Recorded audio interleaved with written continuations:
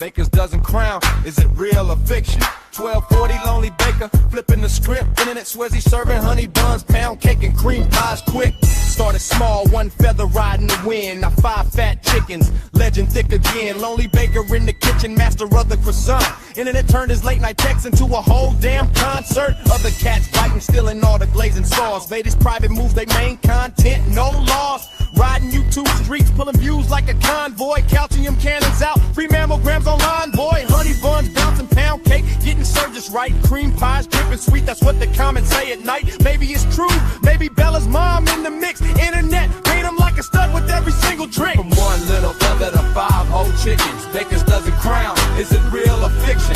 1240 fat like Humpty Dumpty on the block. Internet lies make him sound like the ultimate stud on the clock. Is it real or is it a lie? No one knows for sure. Internet well in line, wet loners galore. They speculate about the honey buns. He's supposedly serving late cream pies and pound cake. Start your lit at a rapid rate. They say he out here making all these ladies lose control. Turn a lonely night to bakery phenomenon by default. Pound cake thick, honey buns bouncing in their dreams. Some need that beat cause they can't bake their own schemes. What's up, what's down? Internet don't never lie.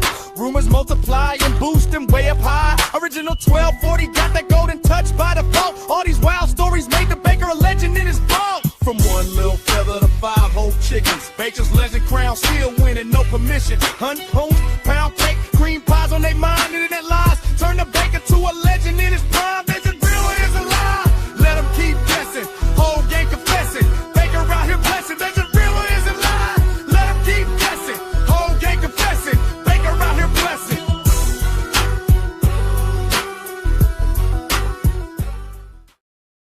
Good morning, good evening, good afternoon, wherever you are, whoever you are, what if any you might be. And I'm sorry for the little bit of a late start, but Hat Girl was live streaming, so I started reading the Gretchen Voss article, and then I got mad, and then I reread it, and then I was like, what's going on? So even though it is late and you're all in bed and you want to do something else, I still think, because I might also have to do something with my kiddo today. So I thought I wanted to get in on the mix, as we say, us from these streets, because this is probably one of the most partisan articles you can get in the Karen Reed case. If you I'm not going to read the entire article because I don't know Gretchen Voss, absolutely not, but I have a sneaking suspicion she would be one of those who might be a little litigious and come and do copyright claims and yada yada. So you can get that in daytime. I bet you some other streamers will read all of it and cover all the details. But I just have a feeling this one is going to get really, really mad because, oh my fucking God, this is probably some of the worst. This could have been written by Krusty Panties. I think Krusty Panties might be the source for 90% of this article. It sounds exactly like someone talking to Krusty Panties.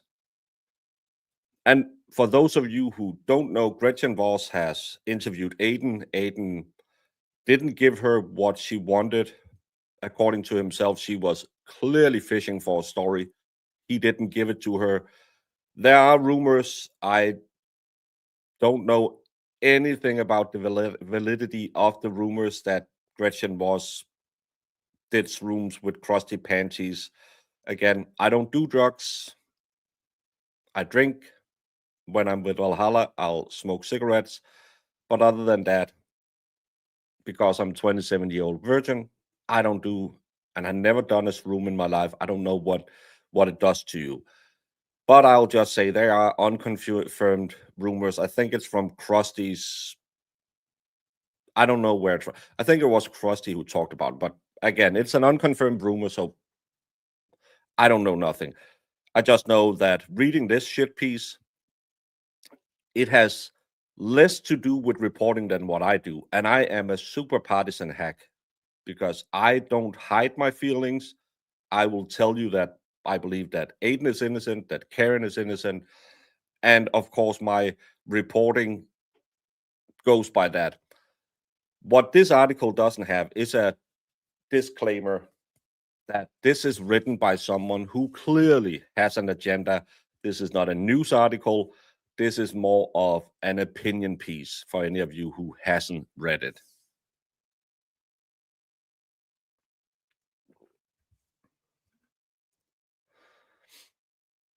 There are straight lies in there. Oh, there's a lot of straight lies in there. And there's conclusions that you can only make if you are in McAlbert.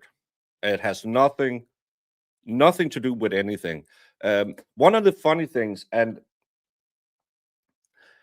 I'm wondering, I don't think Janetti is the type, but as we know in context, Janetti at some point says something like, you got these assholes, or way to do it. No, these bastards deserve all the scorn we gave them. That's the direct quote that they pick out of context in a Janetti text to Aiden, claiming that this is this asshole lawyer who comes in here and wants to hurt the poor little house defendants. But in context, it's clear it's the fucking popo that he's after. And they deserve all the scorn that you can heap on them. But again, in this article, it's put in there as this, well,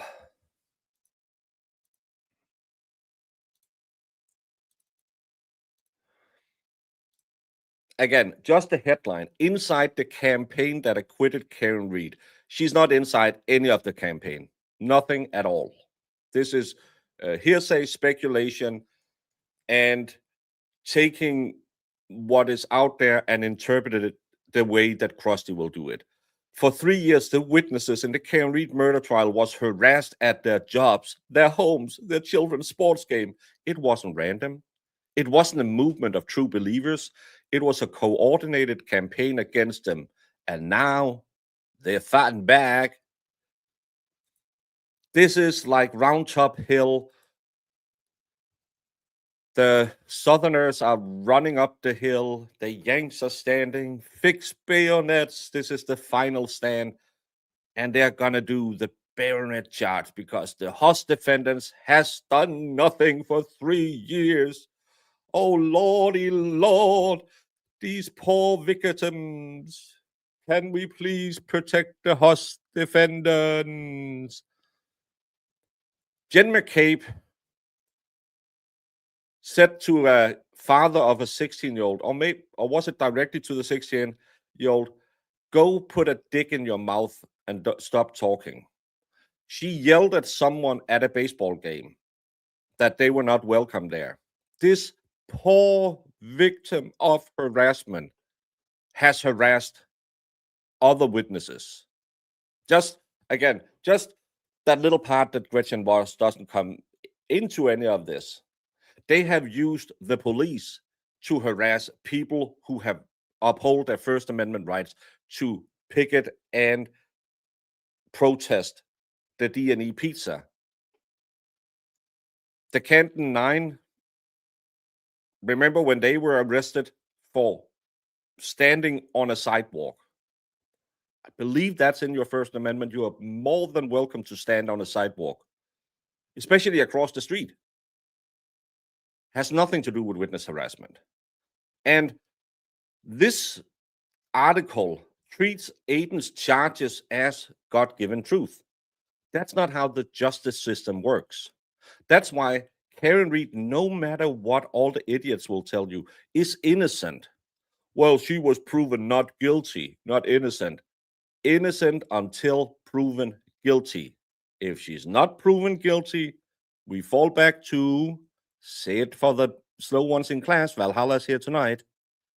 Innocent, yes, and that's Spanish for innocent. The way she slanders Karen Reed and her attorneys are wild.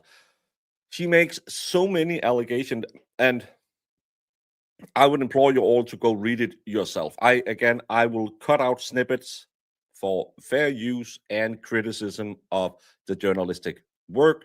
I will not be reading the full article. So this is purely for commentary criticism covered under fair use. Disclaimer. You don't know who Gretchen Voss is. She is a local Boston 25, I believe it is, reporter.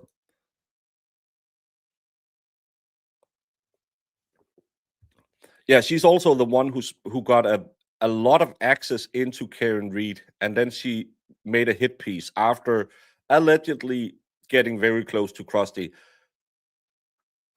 Between you and me, if I had to sit close to Krusty, I would probably have to put some big vapor rub under my nose as well.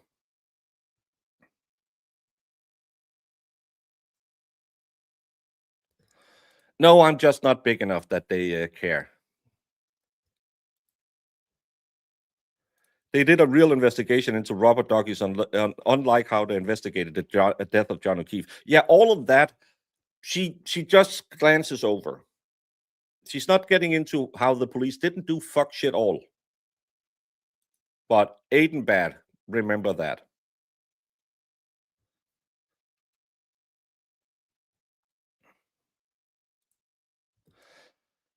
What few people know, though, is that the harassment of the witnesses and anyone who dared to question Reed's defense, including this reporter who has covered the case since its early days, was in fact orchestrated by Reed herself and at times coordinated with her defense team.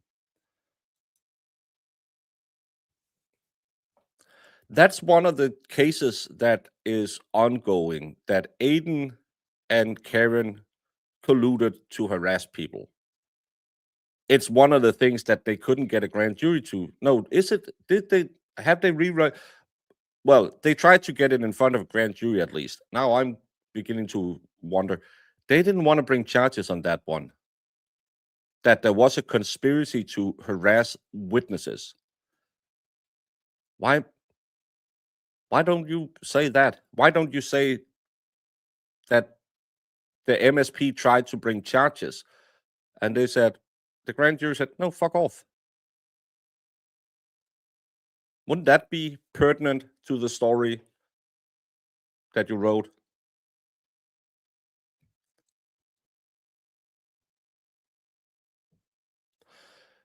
Well, it factually means innocent in the eyes of the law. You can be guilty, O.J. Simpson, but you will always, ever and ever be innocent if you have been found not guilty in the court of law. It's a legal term. Karen Reed is innocent. No matter if she's found civil liable for his death, she is still innocent in the eyes of the law. Karen Reed can never be convicted of the death of John O'Keefe. I know technically, but in the eyes of the law, Karen Reed is the only person on the planet who is innocent on killing John O'Keefe. You could have done it. I could have done it. Valhalla most likely did it. The rest of us could all have done it. The only one who is innocent in killing John O'Keefe, proven in the court of law, is Karen Reed.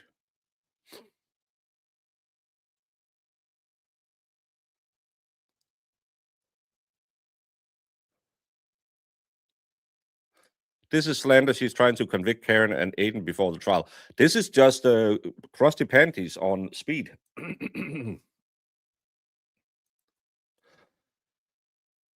According to now public text exchange between Reed and Carney, often through an intermediary, Reed dictate to Carney exactly what he should write and how. Her attorneys leaked confidential information to him, and together they orchestrated the harassment of witnesses. I'll hand to heart, full honesty. I haven't read the phone extraction. First of all, because I don't give a shit. Second of all, because I really don't give a shit. Karen Reed, as a defendant, is allowed to talk to whoever she wants to as a journalist. Karen Reed should instead shut the fuck up, because one of her big problems is Karen Reed likes to talk to journalists, and that's going to be used against you in the court of law. That's the part of Miranda that you have to understand. Anything you say can and will be used against you in the court of law. We had to sit through those badly edited clips with Hank Brennan. But Karen Reed is allowed to talk to journalists. Her defense team is not allowed to leak confidential information that's not public. I don't think that has been proven that did that. We know they were in contact, but I am not aware of what confidential information that has been leaked other than information from Karen Reed. And Karen Reed can tell Aiden whatever. Karen Reed can tell Aiden, yes, I did it. I'm going to say I didn't do it, but I did it. She's allowed to do that. There's nothing wrong. This is one of these false markers you put into it to make your story work. Karen Reed was talking to a blogger. Karen Reed was talking to Turtle Boy. She's allowed to. If Karen Reed wanted, as she did, to talk to Gretchen Voss, there's no difference in that. If she wanted to talk about whatever to Gretchen Voss, she's absolutely allowed to do that, because that can be used against her in a court of law. And there's nothing wrong in a defendant talking to the press, other than it's a really fucking stupid idea to talk to the press when you're a defendant, because a lot of times they will fuck you over, just like Gretchen Voss did. But there's nothing nefarious in Karen Reed trying to put her version of the story out there, just like there's nothing nefarious in Gretchen Voss writing a hit piece on behalf of the Voss defendants. Totally fine. You take the journalist's credibility and then you say, I believe what they're writing, or I don't believe what they're writing. There's nothing wrong in anyone contacting the press and says, I want my story out there. OJ wrote a book about it, if I did it.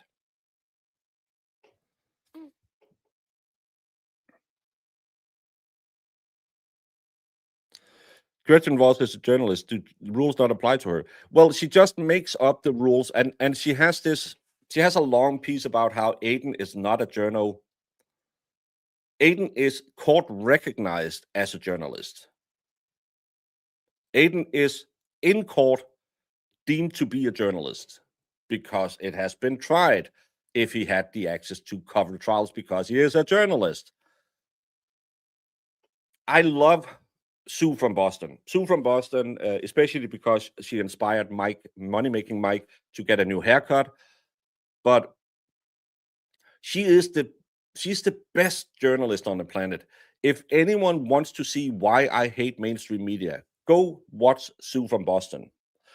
She talks out of all the sides of her mouth at the same time. She's hating independent media because she knows they are the future. At the same time, she's complaining that no one covers her Trump derangement syndrome she has, because everything, no matter if it's the local dog catcher or the war in Iran, it has to do with Trump. And every time anyone says, well, why don't you cover this? Well, I'm just a commentator. I'm not a journalist. This is why I hate the mainstream media, because they will not accept that they are dying as a business. I think great reporters will always have a leg to stand on. But these media hacks who are just in it to write the stories they want with the slant they want and uphold this, oh, I'm holier than thou because I went to journalism school, they will be gone in 10 years. It'll be independent media that 95% of you will get your news from. But how will you cover cases if there's no journalist? Well, I won't be having a night stream yelling about a journalist. But at the same time, when's the last time you went to Boston globe to read a story about Karen Reed, most of you will go to the sources online because it's way faster and it's less, well, it's clearly declared bias. You know, if you open my stream and I have Karen Reed in the title, you will get a pro Karen Reed slant to it. If you open Twisted Tragedies, you will get 95% dry begging and then some Aiden hate and then a little bit about the case. You know, because we are open about where we are standing. We are not trying to say, well, we're truthful because we're journalists. I'm not truthful. I'm just an idiot with an opinion.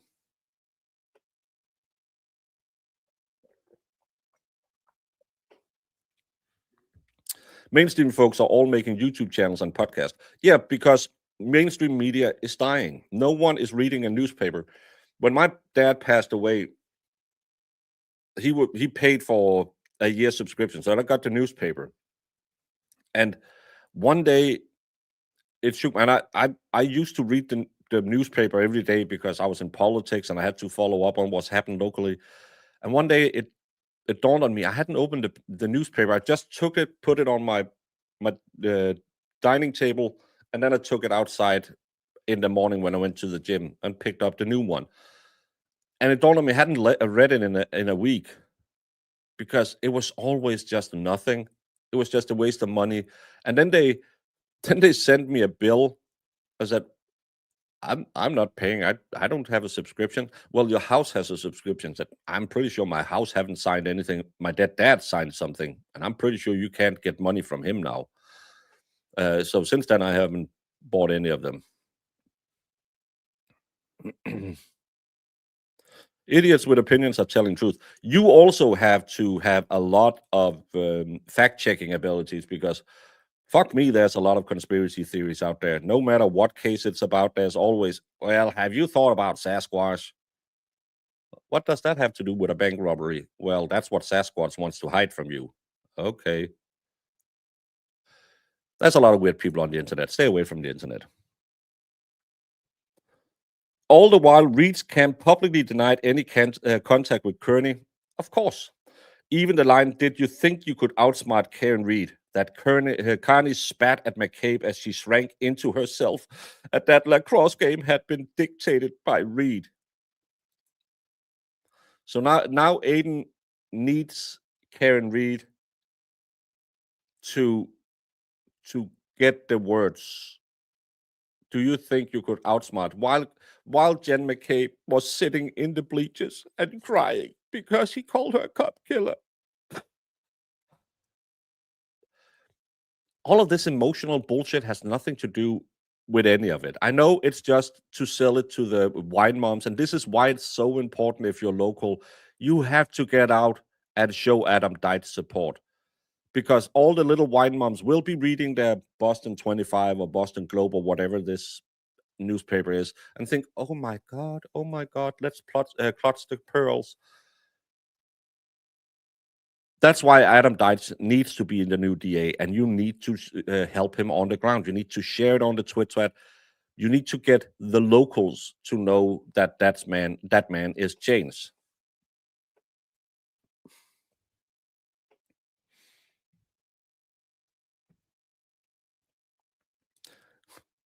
Yeah, that's what Bigfoot wants you to know.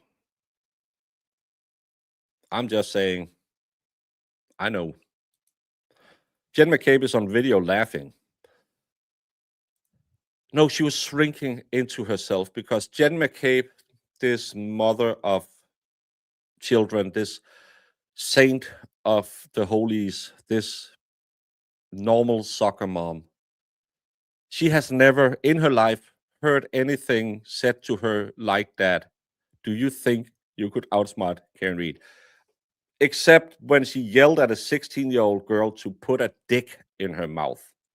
I will say vile, repulsive stuff about people when I get mad at them. I will call you a fat, stupid bitch, and you should shut your fat pie hole. But I would never scream at a 16-year-old girl to stuff a dick in her mouth and stop talking. Why would I? And how is that not potential witness harassment because she knew where Colin allegedly was doing, what Colin was doing that night. So how is it not witness intimidation to telling a 16-year-old girl to stuff a dick in her mouth? I say a lot of dumb stuff. I talk a lot about titlets. I talk a lot about smacks. I know that. But I do not say anyone's 16-year-old daughter should stop talking and sucking dick. But Jen McCabe does. This shy little violet. Jen McCabe also is so afraid of Aidan Carney that she stalks him and sends him nude photos. All of this is not in the article. The story about her daughter and the fake semen and blah, blah, blah is in there. This is why Gretchen Voss is a partisan hack. She's not a reporter.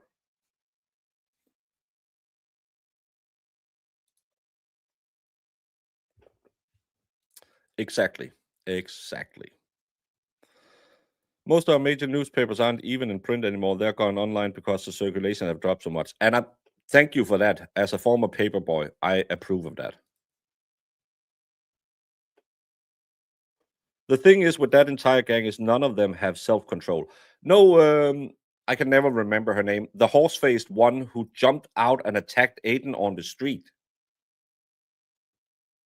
They never talk about her and how she attacked a civilian on the streets.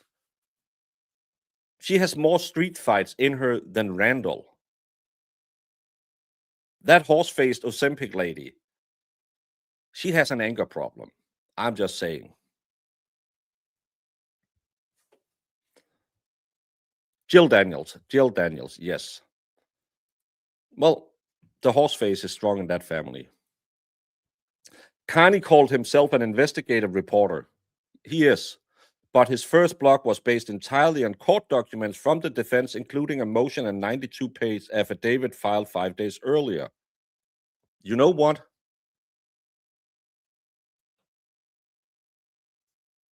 There's nothing wrong with that because that's documents filed in the court.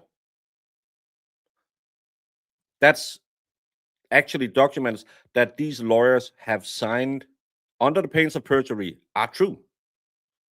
Then the state can come back and say, well, we don't believe that the evidence shows what they claim it shows. But that Aidan used actual documents filed in court shows that Aidan is a reporter. Using hearsay about what a juror claims that another juror heard from their husband is not investigative reporting. That's blatant hearsay. Which one of you used that in your article?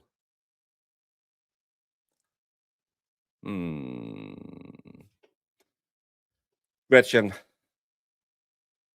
You must be Gretchen Voss, not Voss, because your German ancestors, Gretchen is also a German name, but the V is an F in German. So her name is Gretchen Voss.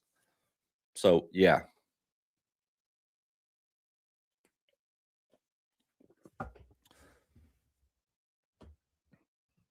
Gretchen handed in her notes. I lost every good faith for her then. I know there's no source shield in Massachusetts, but when journalist sources does that, even the hacks, you're asking for more problems. Burn it. Well, she did what she was ordered to, but she also wrote some articles that clearly showed she had an agenda. Frau Voss, yeah. Back to this. In it, read in her celebrity attorney. Again, celebrity attorney is color language. It has nothing to do with facts. Again, this is not reporting. This is commentary. From Los Angeles, Alan Jackson argued that Brian Albert and his nephew Colin Albert were responsible for O'Keefe's death and that Jen McCabe helped covering it up along with investigators. All of that was actually brought into court. So even though Aidan is not an investigative journalism, what he reported was true. He reported on the allegation that there was a third-party culprit, that was allowed to be argued in front of a very biased judge. So what's wrong in what Aiden reported? Because again, Aiden reported what was filed in court, as a journalist should do. I have a rule on my channel that I don't report on rumors. I will not state as a fact that because Krusty apparently told people that you and her did shrooms, I will not report as a fact that you did shrooms with Krusty. I will mention it and I will preference it saying there's a rumor out there and I have no way of knowing if it's true or not. Because I don't report rumors. I take what I can find in credible news sources, in court documents, and where you have a chance of verifying what the story is. It makes for a lot more boring channel because I could just be shorn of the golf and just make up my own news. And then when it doesn't happen, say, well, it's because of Sasquatch. You know, he's always trying to run interference. But what Aiden did was actual reporting on court documents that then showed to be shown in court as a theory of a third-party culprit defense. So what's the problem? Why isn't Aiden a reporter? Because what he reported was factually true. These are the allegations made. The way he writes it, yeah, you can discuss his writing style, but these are allegations made by the defense team against the McAlberts, which was used as part of the first trial. Nothing untoward in that. There was no big conspiracy in that because these were arguments filed in court.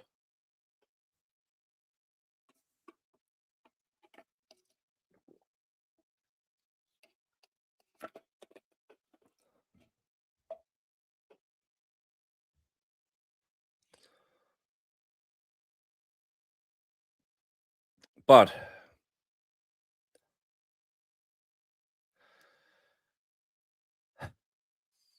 we have to get to a little part of this is going to be hard. You know, the real victim in this case, it's not John O'Keefe. The real victim is Colin. That poor little boy, Colin, who came home every night, kissed his mom on the forehead and said, "Mommy, can Colin snuggle with you tonight?" Colin, you're almost 18 years old. Isn't it time for Colin to sleep in his own bed? Mom, can Colin snuggle up with Mom? Colin been out underage drinking, but Colin is a good boy. Oh, you sweet little child who likes to listen to Adele when you tell people to step up, who is soon to be in the military. Of course, you can cuddle with mommy. Daddy's going to be home soon, but you can, until daddy comes home, you can snuggle up with mommy in bed because you're such a good boy and you clearly were home before daddy that night. All of this is based on a screenplay I'm playing. It's not 100% sure that is factual information. This is a part about the DOJ. The funny thing is, Gretchen Voss does the interpretation that someone who is clearly guilty and who is just trying to set up other people would go to the DOJ and ask them to look into the case. And then the DOJ, because some connection that they never really flesh out what is, but just that there is some connection through a high school friend to a friend who once were. The DOJ looks into it and calls all of the host defendants in as for interviews. After hours of confrontational, combative questioning, Colin asked for a break, went back into the small room where his lawyer waited, and broke down. When it was all over, he broke down again in his father's car. I couldn't stop shaking. I couldn't even speak, Colin said. I was like What the fuck did they do to me in there? Poor Colin.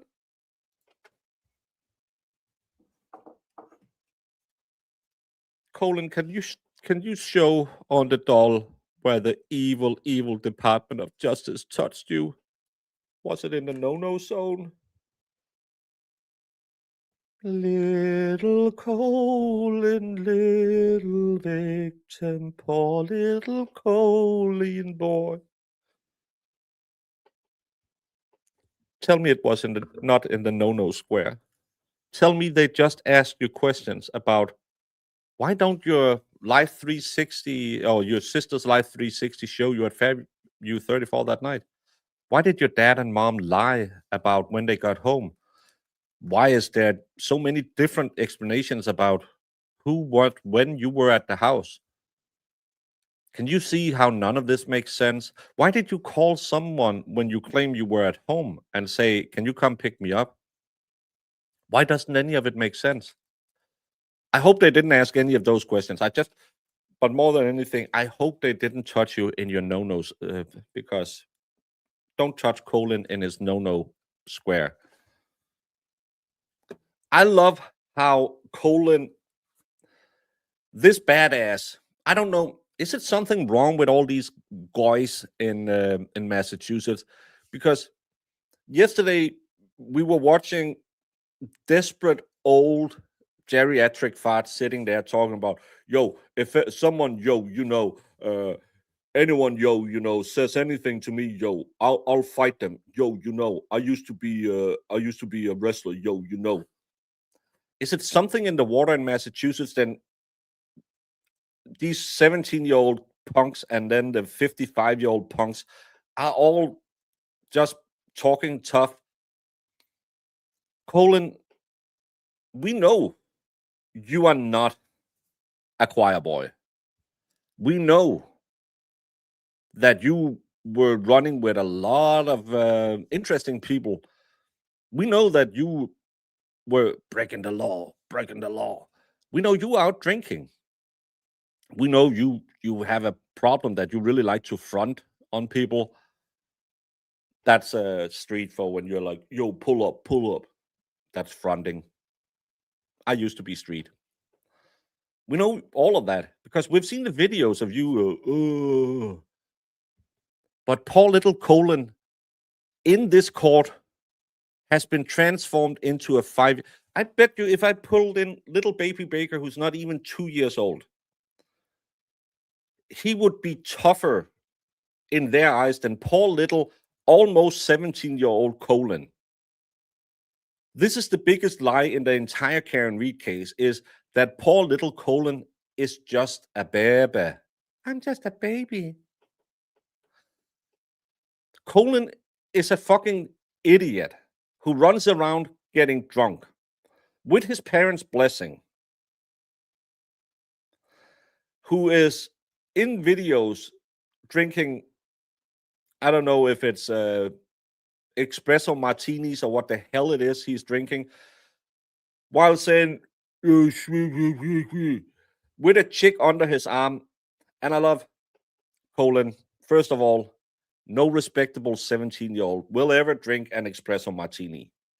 You wait till you get a little bit older and you're not trying to be tough and impress the lady, 25 or something like that. And then you can kind of start sneaking in a fruity drink now and again. You can say, well, I just need something refreshing. You don't have to drink beer because beer will make you feel heavy and stuff. And for a fighter like you need to be on your tippy toes. But you don't drink espresso martinis when you're 17. And if you want to be a sophisticated motherfucker, show these hoodlums from the streets of Canton that you are sophisticated enough to drink an espresso martini. You don't chuck them. That's why you do the face after you. If I turn 25, and then you start saying that, well, they didn't have my brand of beer, so I'll have a rum and coke, or I'll have a tequila sunrise. You can start doing that because, and fill out a little bit. get some shoulders on you so people won't say that's a girly drink. But don't drink espresso martinis and don't chug them. It's not a shot.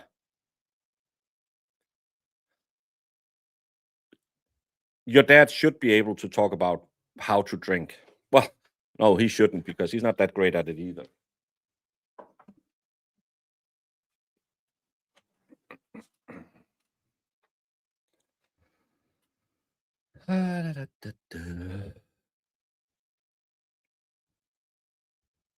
His attorney was who? The guy who went on court TV every night, the one who is advocating for Proctor's text to be released.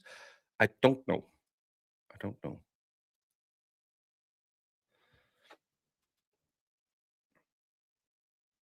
Ellie never went to Fairview, according to her Life 360. And actually, she mentioned that in this report as well. I have to say that. But again, she's washing it off.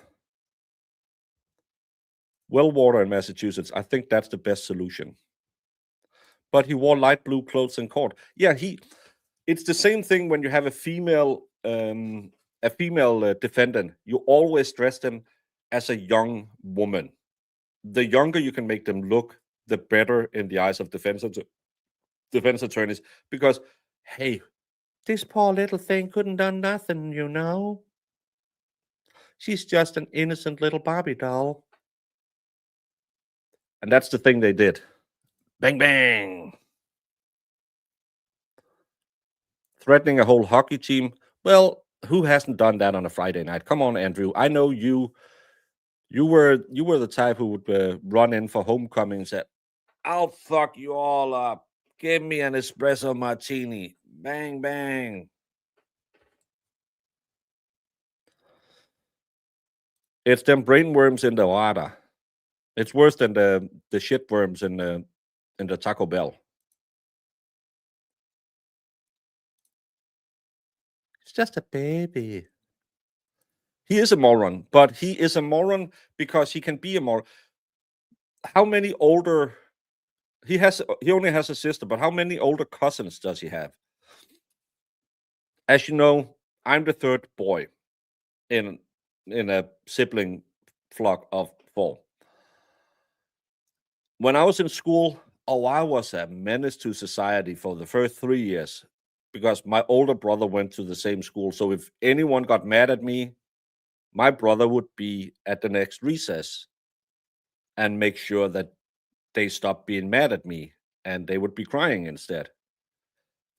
Then my middle brother or younger brother, not that much of a fighter. That was more if he got in trouble, I would be coming up saying, hey, I'm going to punch you in the face.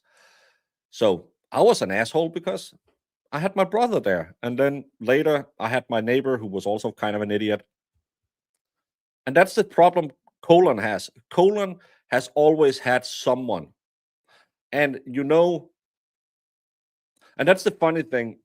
I've never heard people from Canton talk about, and maybe that could be an interesting stream for someone. I've never heard people talking about how is the McAlberts in Canton? Are they people you fear? If you heard Brian Albert was coming to town, were you, oh, fuck, I'll step off? Because I have kind of that, what I see around, I kind of had that idea that they treat other like shit because they know nothing can get to you because you kind of have big brother Brian Albert running around protecting the entire clan.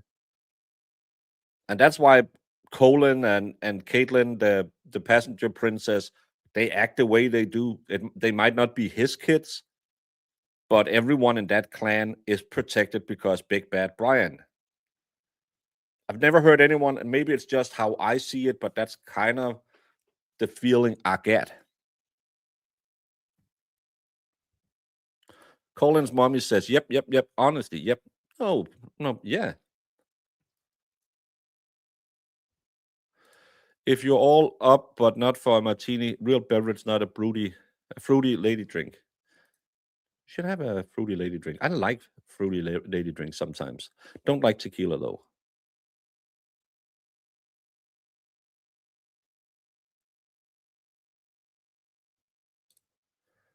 Well, people on the internet has more opinions than brain cells, so don't listen to them. You're Voss, but it's Norwegian. Yeah, that's different. But Voss is Voss because it's just German. If you're Norwegian, you speak German. And he's caught his little buddy. If he keeps falling on his knuckles, he won't have any at 30. You can't really tell. You can see a little bit of the scar tissue. I actually fell on my knuckles. It looks like oh, and this is where I spilled burning plastic on my hand. You can tell I have a little bit of scar tissue, but that was because I fell on a bicycle. But it looked cool until it got infected and I couldn't close my hand. Then it wasn't fun anymore.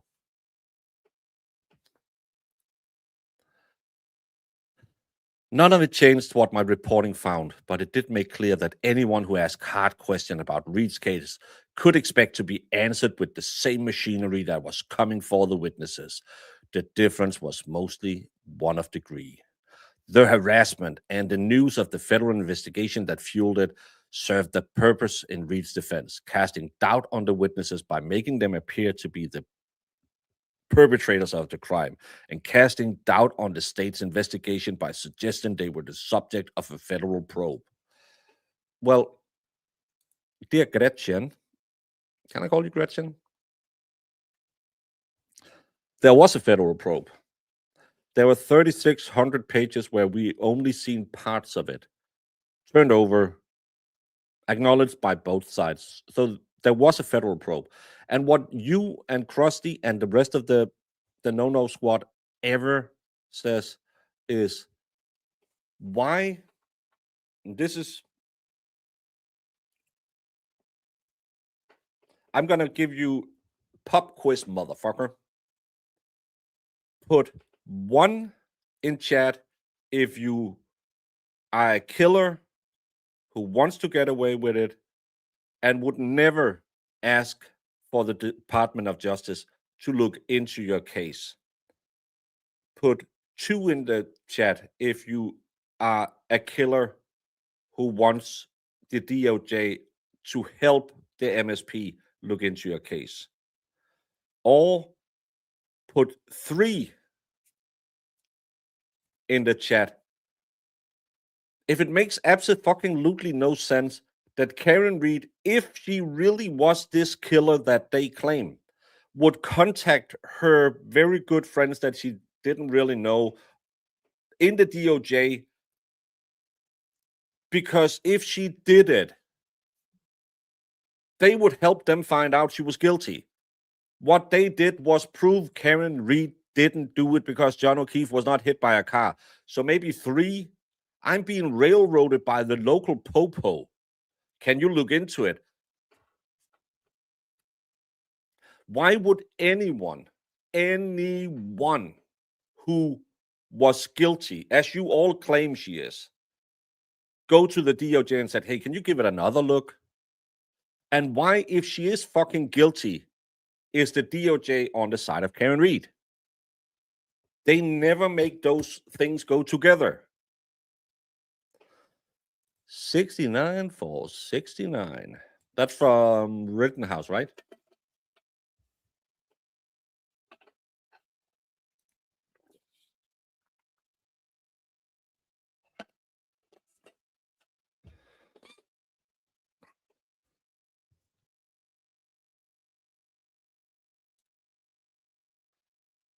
Jules, hey Baker, thanks for going live and helping me get through work. So proud of everyone who contributed to helping raise 11 grand for Aiden this morning. Yes. Well, my pleasure that you are awake, because I know it's a dumb time, but we might have to go out and pick up a car for my daughter today that we bought the other day. So I thought I'll just get it out the way. But even though it's a dumb hour. But thank you for watching. And yes, thank you all so much for your continued support for Aiden and his troubles. Thank you, Clara, for always putting on a fantastic show. It was a ride down the Petty Express with all the hood bookers, Mike and Brian, the lovely guys, my girl, JJ, It was a fun show, especially when Randall, who doesn't know any law, even though, I don't want to go to prison, thinks that DMCA strikes works the way DMCA strikes works. But, he ain't the smartest tool in the shed, but at least he's not in his car anymore. How many people go to the DOJ for help and how many actually get it? She's lucky she got help, and she's lucky that they invested a shit ton of money into it. But the DOJ doesn't. They go on in the article to talk about how it's because the DOJ really want to find out if the police is corrupt. And they kind of put it as it's a nefarious thing that the DOJ wants to find out if the popo is corrupt. Wouldn't you support finding out if your local popo is corrupt? I would think it's a good idea because it's my fucking taxpayer money that's been wasted. And let's just be honest. If we go through Massachusetts and their police, Sandra Birdsmore, Kelsey Fitzsimmons, Karen Reed, the CDL scandal, the overtime scandal, the weird pew-pewing of a guy who ran away that a cop is now charged with, the officers abusing a minor child that he met on a hookup site. Everyone except 2 people who was connected to Karen Reed has either been fired, rehomed, or retired. Michael Proctor, who taught me words that even Brandon said, bro, time and a place for everything. This isn't it.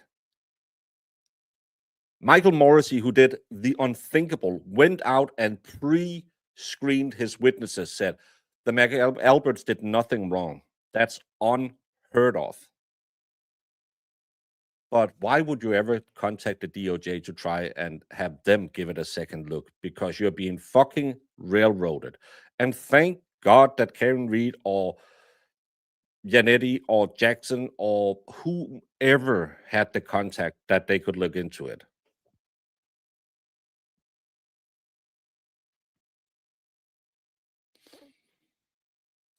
Was it Jack Murphy who said, oh yeah, that's right.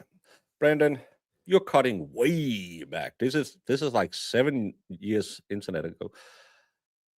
I think that was my first live lolcow moment when I saw a person turn into a lolcow. That was amazing.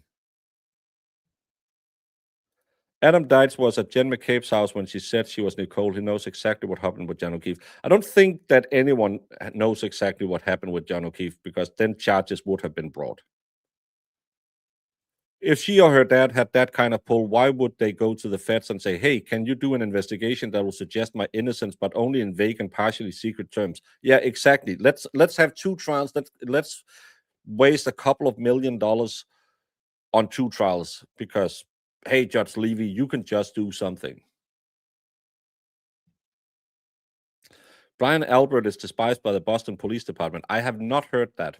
And that's the thing that kind of surprises me. We haven't heard a lot about any of that. It's kind of the same in when we were talking about Kelsey Fitzsimmons. I really wanted someone to go and find out what are the rumors around the alien family. And we haven't heard much about other than Jen is kind of a bitch and stuff like that. But we haven't heard what's the dynamic around the McAlberts. Are they protected species? Of course, Chris got elected and stuff like that, so they have some pull. But there must be stories out there that could be interesting. And sadly, Aiden can't get them, but could be fun to get an old, maybe people from the Asian House could come on. Asian House actually was a restaurant in my old town. But maybe someone would come on and talk about how they were as neighbors. They wouldn't have investigated anything if there wasn't anything to actually investigate. Exactly. They wouldn't have questioned them if they didn't think there was something to question. They don't just call Colin Albert in off the street and says, let's dedicate 10 hours to talk to you and your deadbeat dad. They don't just do that because, well, it's a Wednesday. Do we have more coffee? No, we're out of coffee. Well, fuck it. hey, Colin, can you come in for some questions? That's not how you do a DOJ investigation, but that's how it's always described in these articles and hit pieces.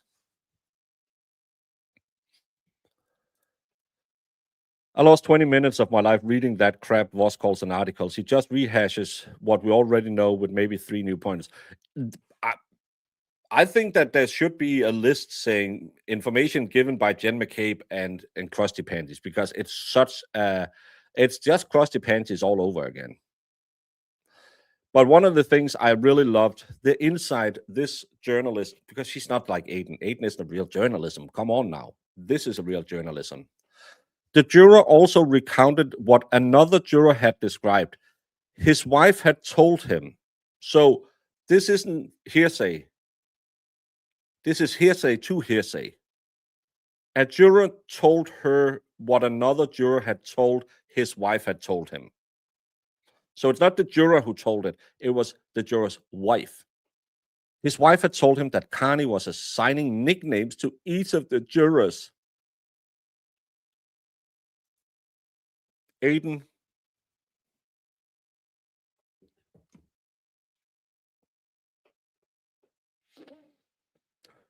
how can you do that, Aiden? How can you assign nicknames? You are evil. This isn't how we do as good professional journalisms. You will never do that again, Aiden. I am disappointed in you, young man. You went with daddy in the divorce, so daddy has to teach you. No more giving people nicknames, because do you know how bad it makes the jurors who didn't know they were assigned a nickname but was told by their friend's wife that they had nicknames? And I don't think I know any of the nicknames Aiden gave people. But in a case where you cannot say, juror number 3, the 20-year-old woman who works at the local Piggly Wiggly, who has her day shift from 2 to 4, who answers by the name of Gretchen, is saying, no, you just say redheaded juror number 2. Because then you don't give out the names or any identifying, which you're not allowed to do, things about the jurors.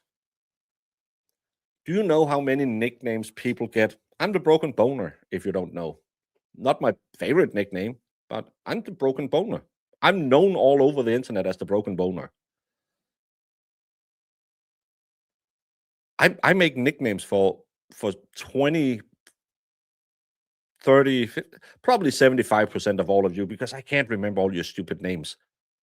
But I can remember your faces and just make up a nickname, because then I know, oh, that's that person. Like Leah Baker, she's just the ex-wife, because Baker. So I just call her ex-wife. Then it'll stick every time I see her name. It's the ex-wife. That's just how you do it to remember it, and it doesn't disclose anything. And it's funny, oh, the ex-wife, because she's mean to me all the time, like my ex-wife. Well, you're just Mitchell, but I won't call you Mitchell Samuel. It's just but it's the same. I don't like the other Mary B. Too long, and you will still mess up which Mary B. That's why I'm trying to make people call her Chaos B and make her change her name. And she's a horrible person, so that's why I have to give her a nickname. Crazy Amy. Because I don't know, I was on a stream with her and I said it wrong. I didn't see it was stupid April.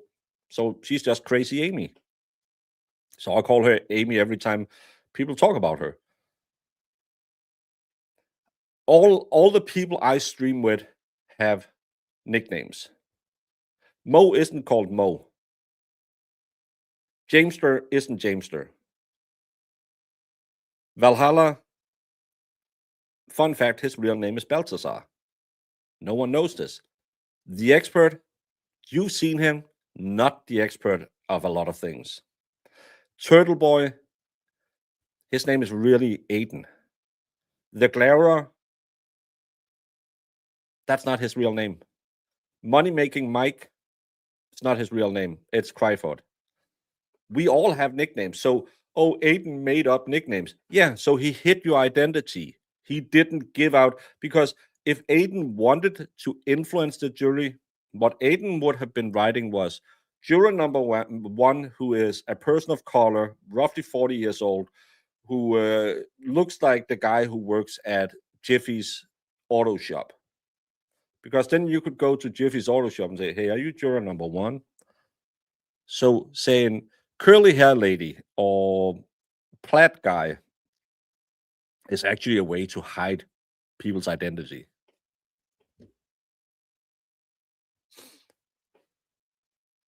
Yeah, first time in history jurors have been given nicknames. Nobody Google strawberry shortcake from Scott Peterson or the fucking egg lady from Murdoch. Yeah, it's horrible that Aiden and this juror was really, well, not this juror, the other juror's wife was really upset about it.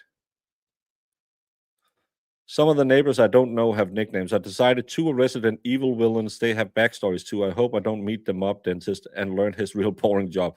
Yet sometimes we should just keep to the nickname. Your lives are way more exciting in my brain than it is in real life.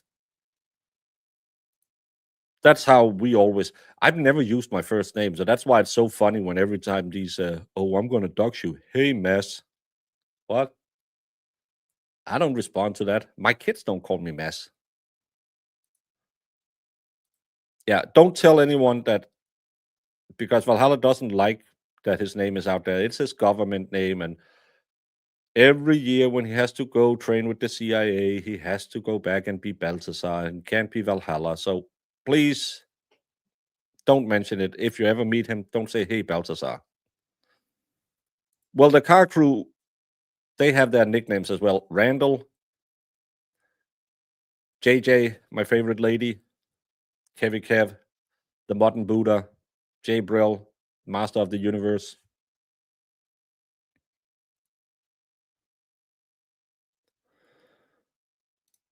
After all these years, I still get poo that they don't pronounce Turtle Boy's last name correct. So on purpose, but it's really on a bad looking court, in my humble opinion. Kani is one of those names that's written in a way where you can say Kiani and Kia. It depends on, and I have. That's one of the reasons why I make up nicknames. It's because when I see Works Night, you're sitting there. What the hell is that? It will be easier to just, oh, hey, Cardinal. Yeah, tuberculosis is the greatest nickname ever.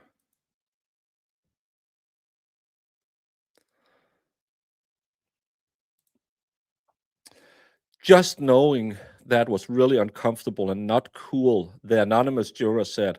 Once the jurors recognized Connie in the courtroom, she says, they grew nervous he would identify and dox them.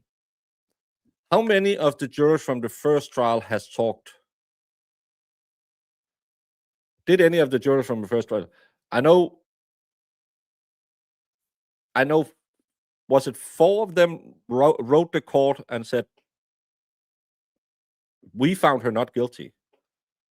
I have heard of exactly 0 out of 24 jurors over the 2 trials. I have heard 0. This is the first time I have ever heard that the jurors was afraid of Aiden Carney. What time did this happen? When did this happen? Have any of you heard this before? Maybe I missed it. Have any of you heard any jurors who have gone on the record or on an interview ever say, I'm afraid and I had to change my vote because of Aiden Carney? Because this is what is being implied, that Aiden Carney has this power. In the same article where she says that Aiden Carney became famous from reading about Karen Reed, but he has so much power and they are so afraid they're gonna dox him. Have any of you ever heard Aiden Carney make the jurors scared? I have heard nothing of the like. And I tried to get Paula on my show because I thought she was a wonderful lady on the Twits. I've heard the jury foreman from the second trial talk. I've read the filings from, I believe, 4 jurors who said, no, we were innocent on the first, the manslaughter or the second degree murder. We were innocent on that. It was the DUI we couldn't agree on. I have never heard one single juror say, I changed my vote because of Aiden Carney, or I was scared of Aiden Carney.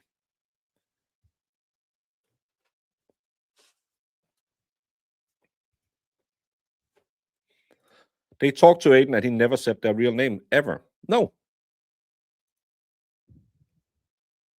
How did they even know who he was? Yeah, because he's an unknown local writing hack who didn't have any following till the Karen Reed, and at the same time he's so well known that Aiden going into the courtroom made them know him. I didn't know who Aiden Carney was when I watched the first hearing. I think when I watched the second one, someone said, "Oh, that's Turtle Boy." I said, "I don't know who he is. I know some people love him. I know some people hate him, but he's been covering the case." I don't know shit. Again, I have facial blindness, so I have a hard time. If you come up to me, if you come to Dollywood next year, 2nd, 3rd, and 4th of June in Knoxville, Tennessee, if you come up to me and you say, "Hey, I'm Jack from your chat," first of all, how would I know? Second of all, when I meet you the next time, I wouldn't remember you because I have facial blindness. I can't put faces with names until I've seen you a million billion times. I have a really hard time mixing faces and names. That's why it's a good thing being online, because I don't have to talk to people. But I have a hard time putting names to faces. And Aiden isn't distinct looking. It's not like Krusty where you think, "Oh my God," every time you see him. He's just a middle-aged man sitting in a courtroom. If I hadn't spent so much time talking about Aiden for the last 3 years, I could be sitting right next to him and I wouldn't know who he was. Because I I don't know.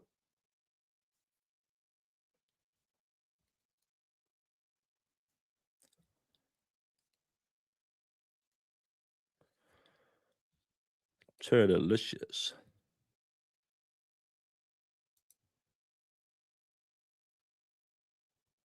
I've only read about that facial blindness. Well, I can recognize, I will know I know you, but putting your name with your face, it's hard for me. But again, I can remember a lot of stupid facts that makes me really good in Trivial Pursuit. Is Grant close to Krusty about that stuff? I'm not sure what stuff we're talking about.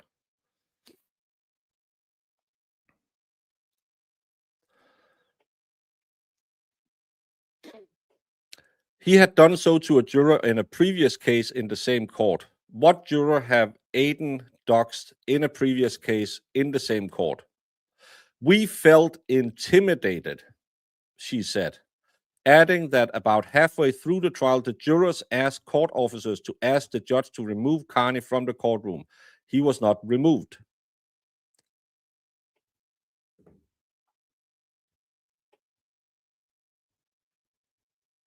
When did that happen? I know in the second trial, Paul O'Keefe was moved because the jurors found a way that he was very intimidating. Exactly. Exactly. They tried to remove Aiden because a witness felt intimidated about him. And Bev ruled, nope, he's a journalism. Gretchen Voss just made an allegation that anonymous sources are always the best sources because you can just put in their mouth whatever, because no one can go fact check it. But when I watched every minute of both trials. No, not the first trial. I went to Tennessee, so I didn't watch everything in 1 week. That was the defense part of the trial. Because Marissa was so wonderful, she took over when I had to be in Tennessee. But I don't remember one single time where anyone have relayed to us that the jury or any jurors wanted Aiden Carney removed from the courtroom. Again, I might have missed it. I do sleep sometimes. Most of the times is when all my friends are streaming, so I don't know if any of them have shared it. But I think a pivotal thing like asking to have a journalist removed from court by the jury would have been widely reported about. And let me just hazard a guess. Beverly Cannoni would have done that publicly. She would have thrown the jury out, and then she would have done it in a public spectacle. She would have loved to kick Aiden out.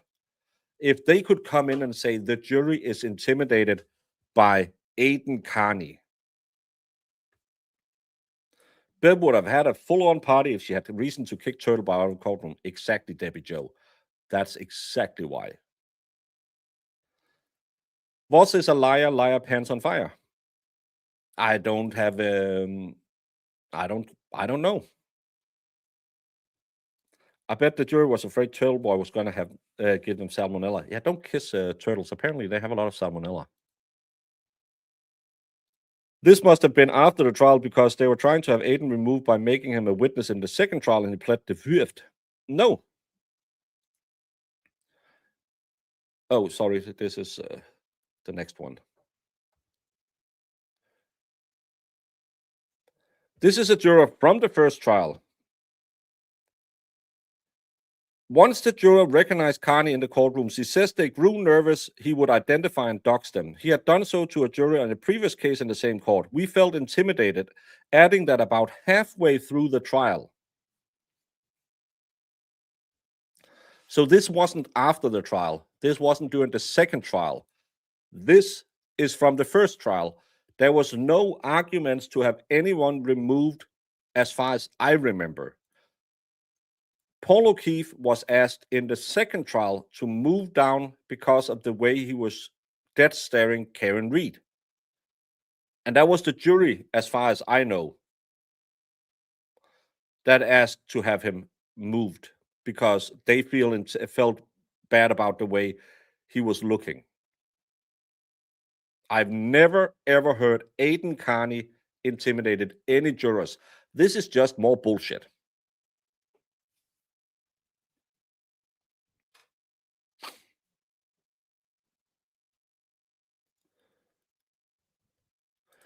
That's an unsubstantiated rumor made by the crust. I don't trust the crust, so I don't know.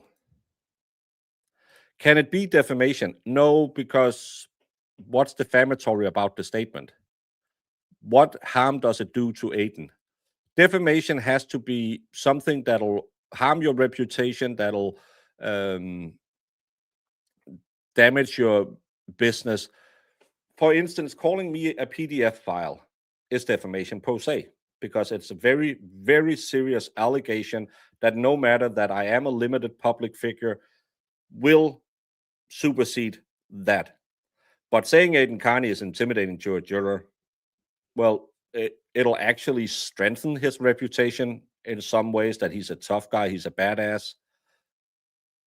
A lot of people have these really wrong takes about copyright laws and defamation laws and stuff like that because they're fucking idiots who never ever read a law. They just think they know what it is.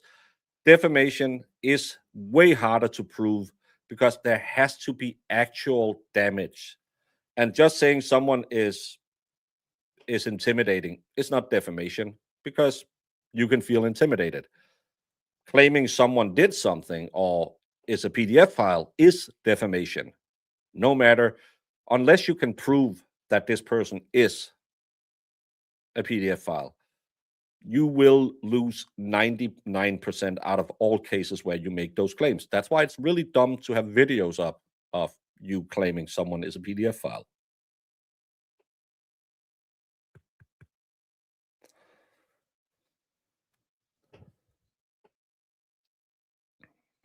He wrote a story about a juror after the Chestnut trial. The juror refused to deliberate.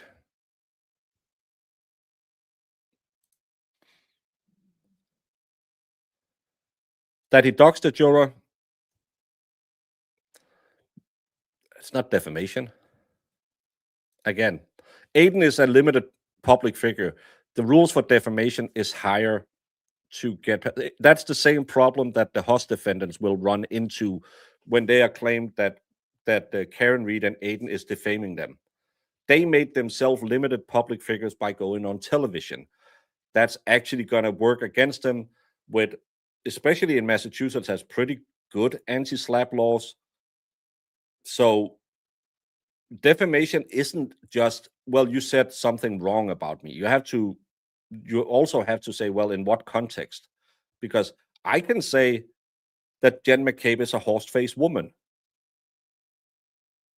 I can say she comes off as a massive cunt. That's not defamation. That's just my belief. She can feel like she's not looking like a horse, but I'm just saying Sarah Jessica Parker lost to her in a Mr. Ed lookalike contest. Allegedly. Defamation isn't just, well, he said something wrong. It has to be harming to your reputation.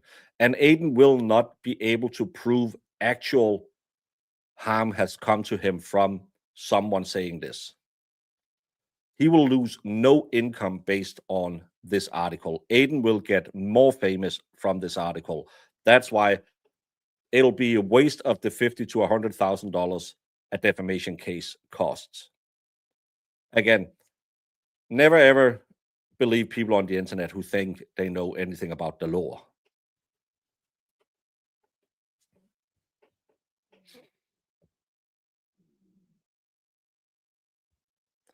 Turtle Boy would have been in the media seats. It makes no sense. It makes absolutely no sense. Don't use the cunt word in the US. It's our only forbidden word. If you are a cunt, I'll call you a cunt. Krusty would have been all over that, and we'll still be hearing about it if it was true. Yes, he would have had that juror on. The foreskins would have had that juror on.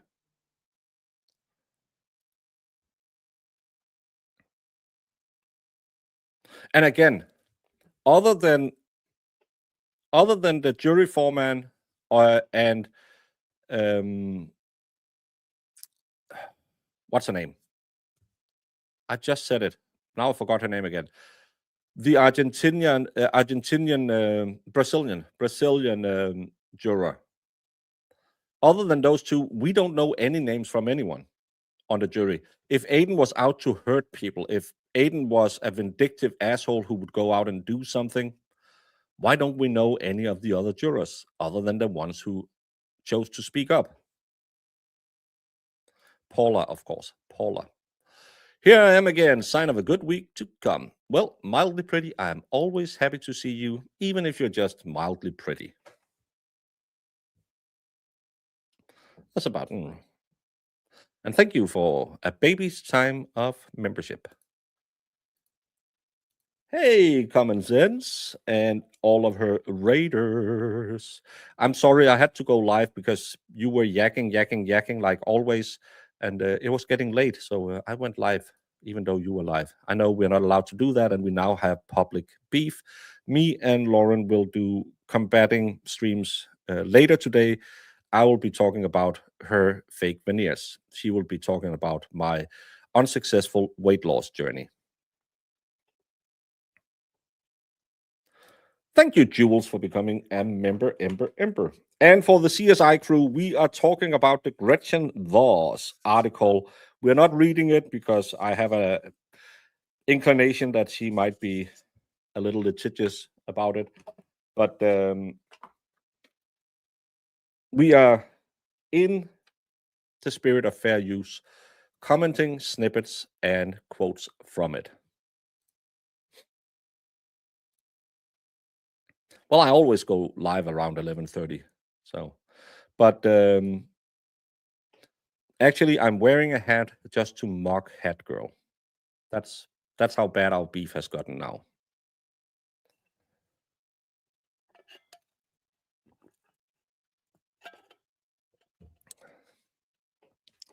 We need to make some fake beef, Lauren. Can Lauren fix her camera? No, I fixed that for her. Can Lauren get a No, she already have a camera stand. Damn it, Dilo. On July 1st, the judge declared a mistrial after the jury said they were deadlocked. The anonymous juror believes Carney had a direct impact on the outcome. If the conspiracy theory was never created, there's no doubt in my mind that she's been in jail. No doubt. Really interesting part of the article, because did you talk in the jury room about the conspiracy theory? Did you sit in there and say, well, I read this article on Turtle Boy Daily News that made me believe Karen Reed didn't do it? Did you lie on your voir dire and said you didn't know about the case? When did the conspiracy theory in the room with us right now? Or did the defense present a third-party culprit theory that some of the juries thought, hey, that might be true? How did the conspiracy theory enter the jury room? And what conspiracy theory? No one has been found guilty of any conspiring. Again, this sounds a lot like Monday morning quarterbacking. This person might have, and remember, everyone who have written to the court about this case have said, we would never have found Karen Reed guilty in the second-degree murder. It was the DUI that they were hung up on. So what changed since you cast your not guilty vote? What happened? Why did Aidan Carney change the mood in the jury box? Aidan Carney didn't testify. Aidan Carney didn't talk to any of you. So how did the conspiracy theory Aidan Carney made you change your mind? Or was it just the third-party culprit defense was enough to raise reasonable doubt? This sounds a lot like someone is sitting talking to Voss, and Voss is keep going on about, yeah, but did you know that there's no proof that the Alberts did this? Did you know that this is something that Karen Reed talked to Aidan about? And then she maybe said, well, I don't know. Maybe that would have changed my mind if that wasn't, I don't know. But what a shitty juror you are if you are swayed by something that hasn't been presented in court. The jury foreman clearly stated, I took no notes because the state never ever presented anything that made any sense. That's why he didn't take notes. But you want us to believe that Karen Reed was getting a hung jury because of Aidan Carney's conspiracy theory with Karen Reed through Natalie the German. Does that really make sense? If you really think about it, that's bullshit. We all know that's bullshit. Except Monday night games, then it's Tuesday quarterbacks. Well, you never ever discussed the Monday night game. I don't know. Christian the boss. You too, JR, get some sleep. Why is she even employed at Boston Globe? Because she writes articles that'll get them a shit ton of clicks today, because all of you will go read this article. They will make money off of it. That'll pay her salary. That's why you have someone like her working at a newspaper. You will gladly take the fallout of all of us calling her a partisan hack, because you will all still go read the article, making them money.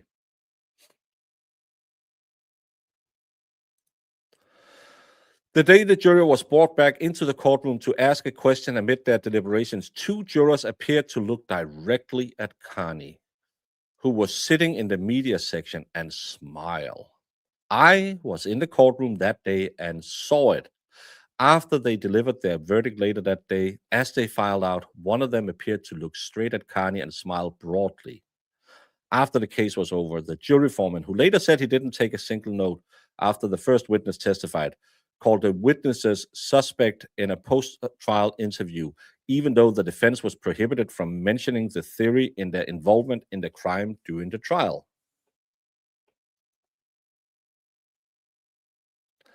This lady should be on DJ's channel because she's now a psychic. She can make up a story, and I think even Aiden said, I think it's looking good because two of them smiled in our direction. Wasn't Aiden situated behind Karen Reed? As far as I remember it, that's in the same general direction that Karen Reed was sitting in. Maybe they were smiling at Karen or the defense team, or they were just smiling because fuck it, we're almost done. But this crack reporter knows that Aiden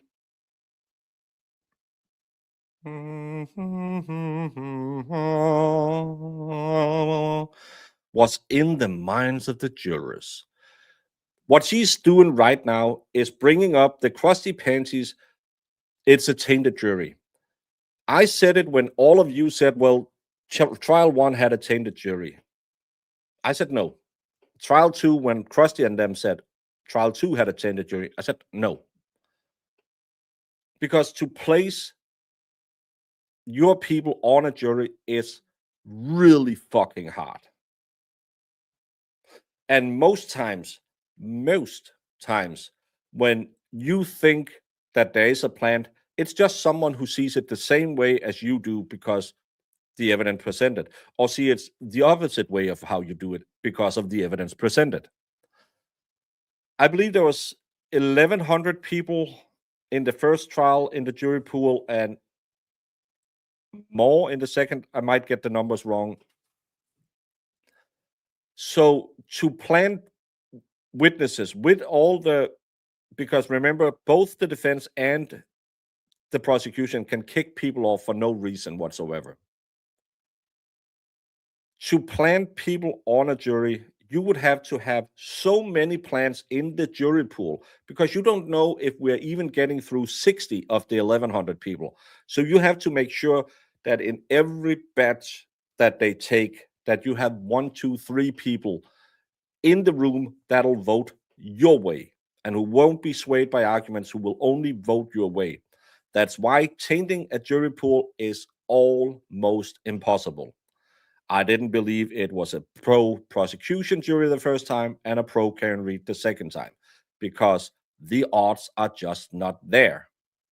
You would have to have had entire blocks of jury members that was only pro-prosecution or pro-Karen Reed to taint a jury pool in a way that they could sway the rest of the jury. So I'm not buying that. But Gretchen Voss, because of a broad smile, and what's a broad smile? This is mind reading. This is interpretation. This is not reporting. There's no facts to substantiate her claims that there's something nefarious going on between the juror and Aiden. It could also be that this juror.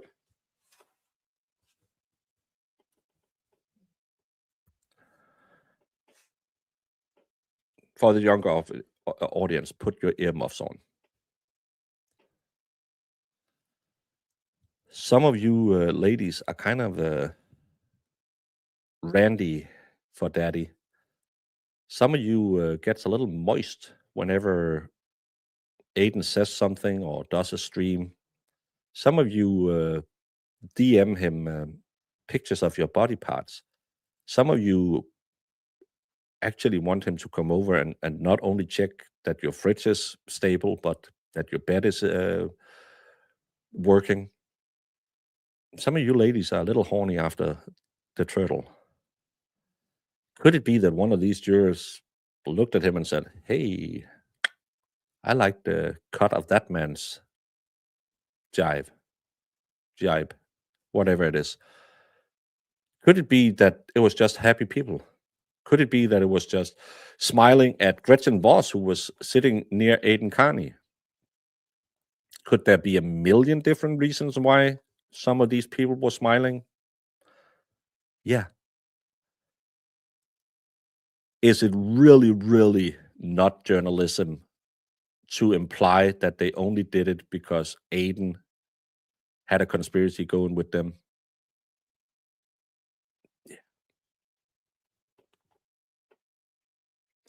And that's why you should always make sure to have a little flour on the table when you roll out your dough. Don't tell the other ones what we talked about. Hey, Laura, you are always late.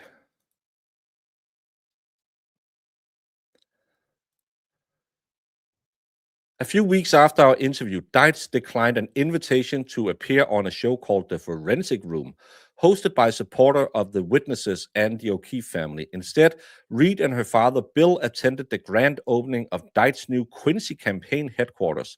His campaign to run for the office, Morrissey says, certainly provides plausible motive for misconduct in the investigation he led as an assistant United States attorney.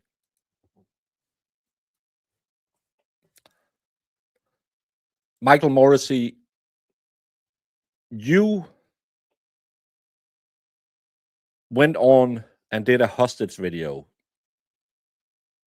saying that all your witnesses were as pure as the driven snow. Is that an indication of your office not doing what they're supposed to do? Just because Karen Reed goes to an opening of a campaign headquarters, which she's perfectly fine allowed to do, for a guy who has said, I'm going to clean out the mess that Michael Morrissey left. That doesn't prove anything, you stupid hack of a journalist. Again, she's taking everything out of context and painting it with, oh, the Voss defendants are the real victims here.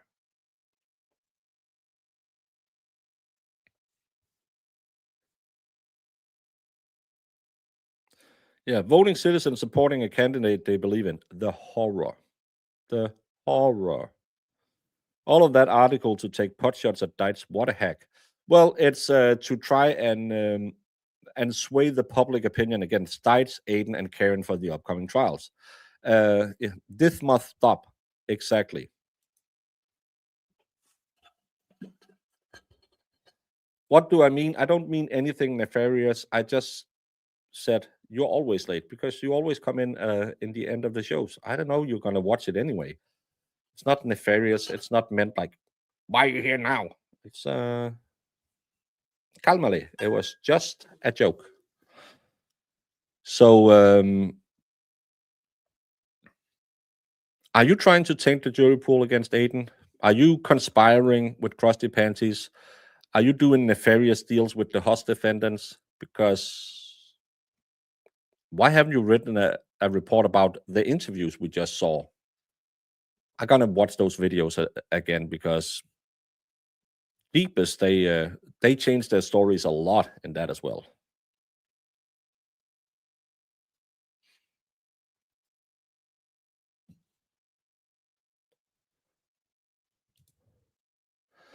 Five minutes down the road from the Norfolk DA's office, more than 400 supporters of the witnesses in John O'Keefe's murder investigation gathered on a March evening to raise money to defend themselves against Karen Reed's lawsuit.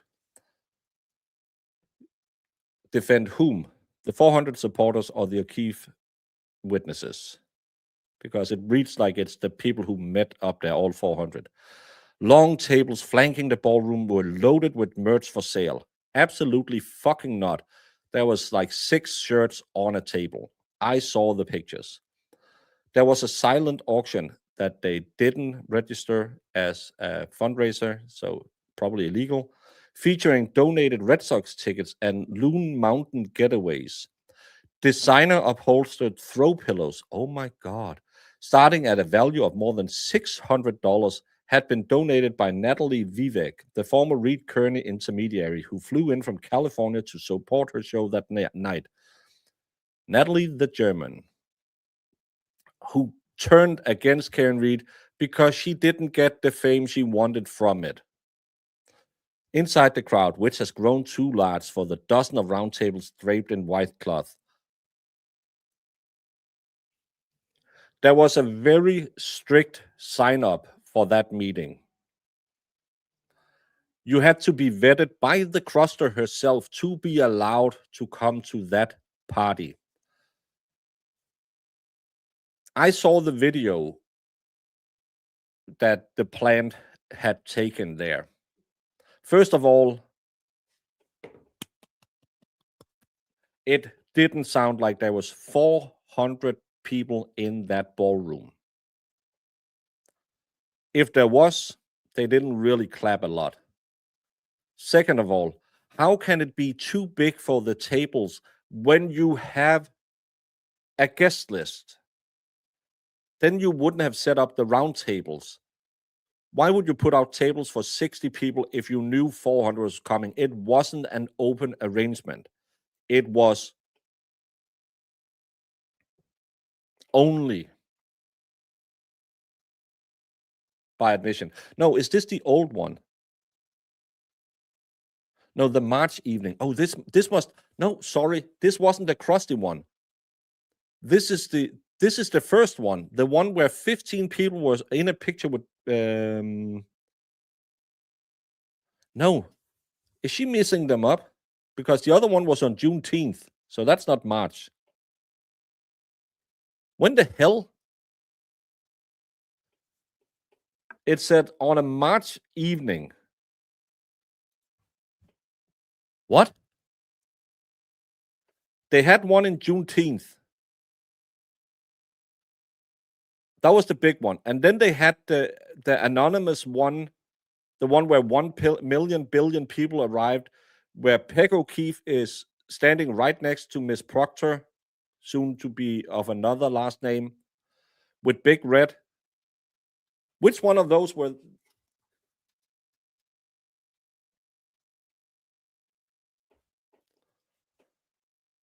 Which one of these? What?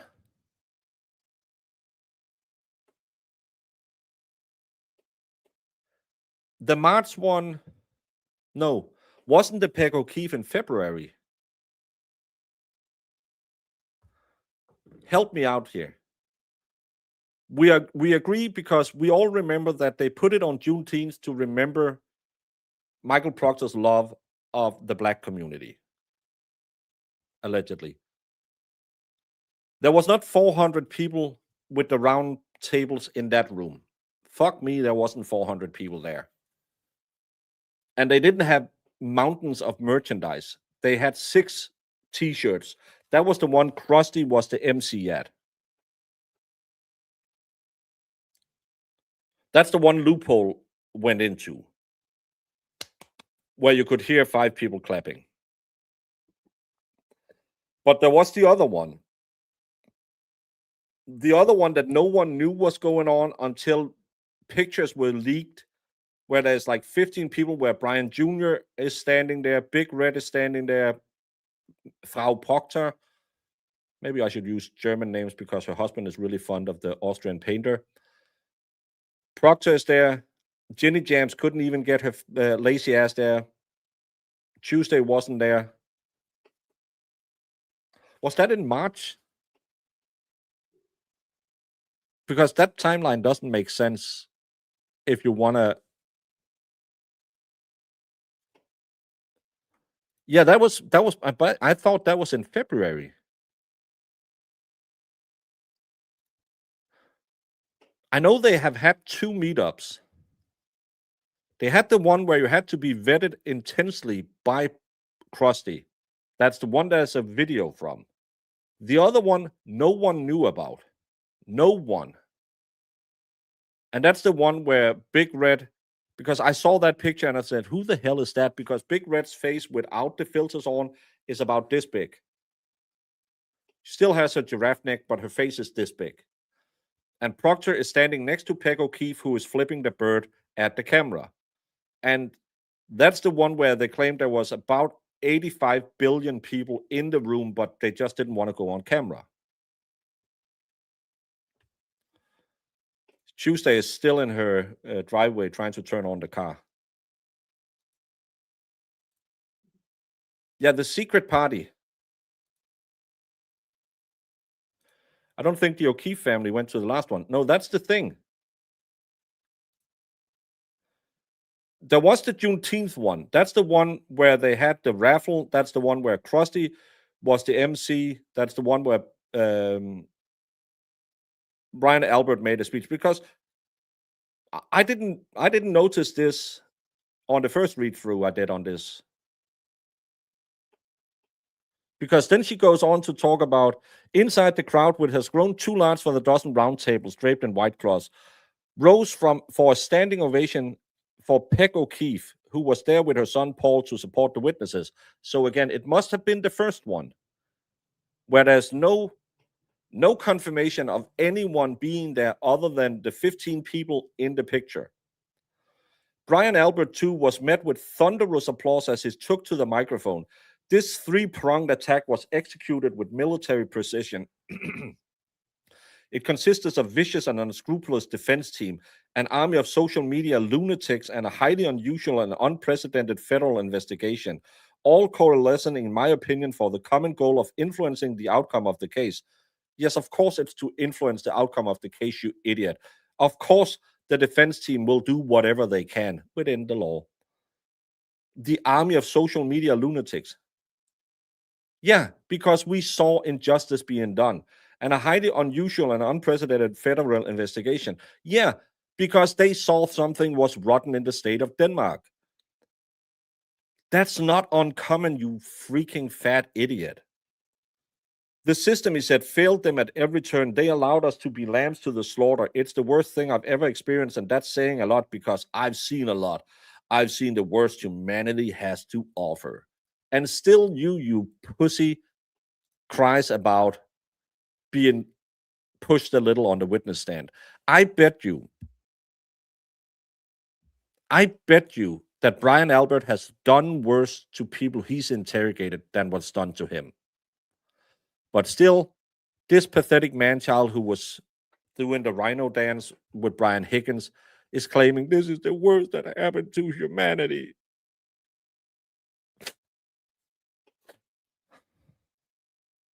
O'Keefe still pissed they were invited to the last one. I weren't? Did you mean weren't invited? It's the first fundraiser. Yeah, the one where no one can confirm any numbers. Everyone is just, there was like 200 billion people in the room. And again, there's a picture of 15 people.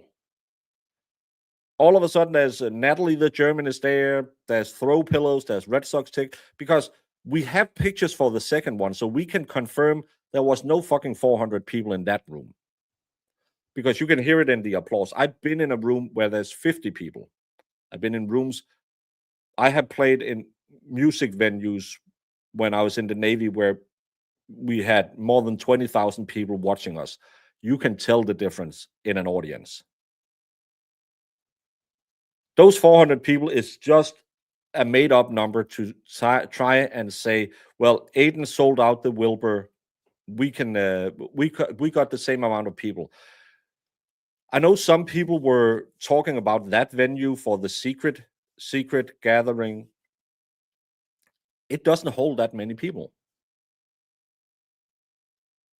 How did 400 people go to a meeting and no one leaked one picture other than the group photo of Peg O'Keefe being her charming self?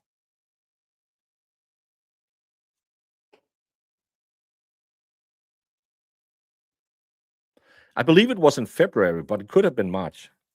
But again, no fucking 400 people were in that room. Yeah, the defense team going to defend. Yeah. Hey, Tiffany, welcome. You're late, but you're here. And thank you for becoming a member, Ember. You will enjoy all the non-member content that we do because we don't do it a lot. I'll try to do something on Sundays.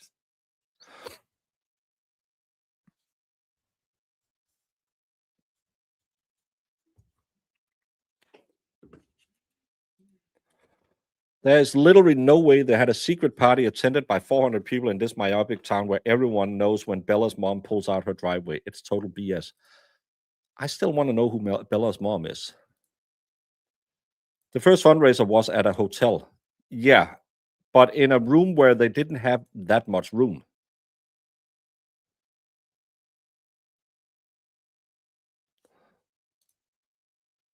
Yeah, we should have a colon.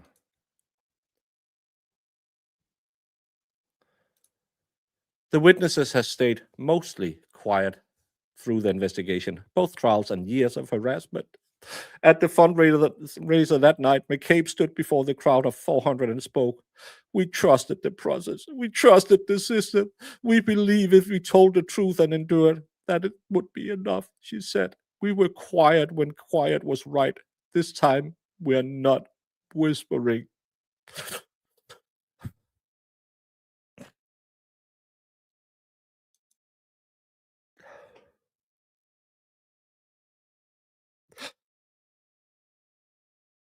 So fucking brave. They stood quiet. Now they're not whispering. Have any of you seen any statements since the TV interviews right after the trial? Have any of you seen any statement from any of the McAlberts? Have any of you seen any statements about the Proctor shit? Other than showing up to court looking like they all had the Taco Bell stomach bug, I haven't seen these people around.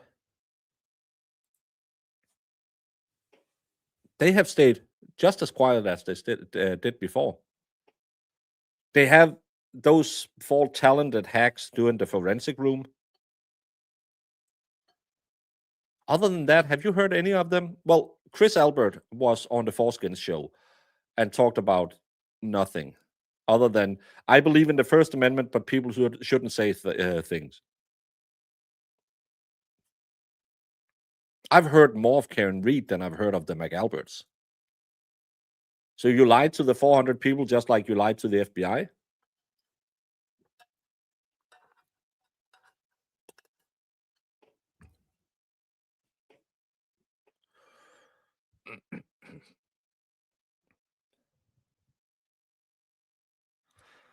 That's going to be the next thing.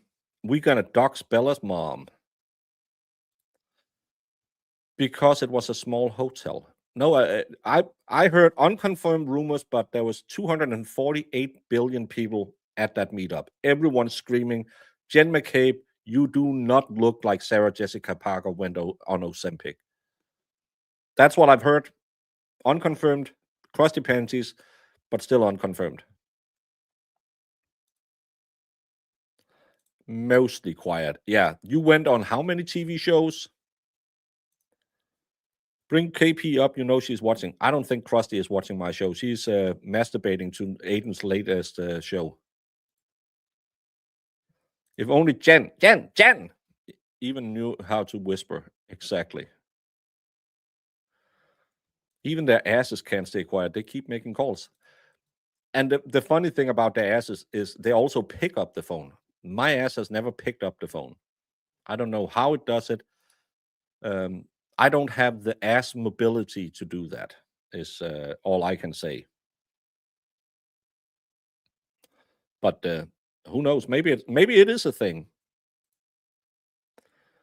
I haven't read the article, but just listening to this stream, I'm kind of embarrassed to be the same species as the author.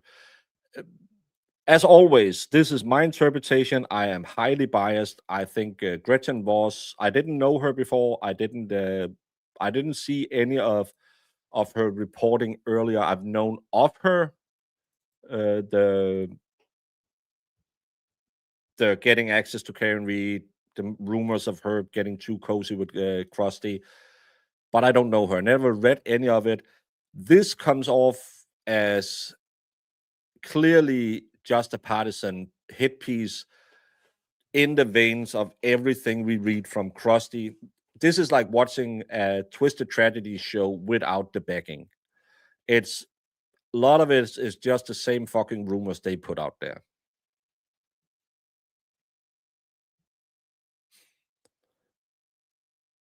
Just tell them the man never went in the house. Exactly. Yeah, that's how you do it.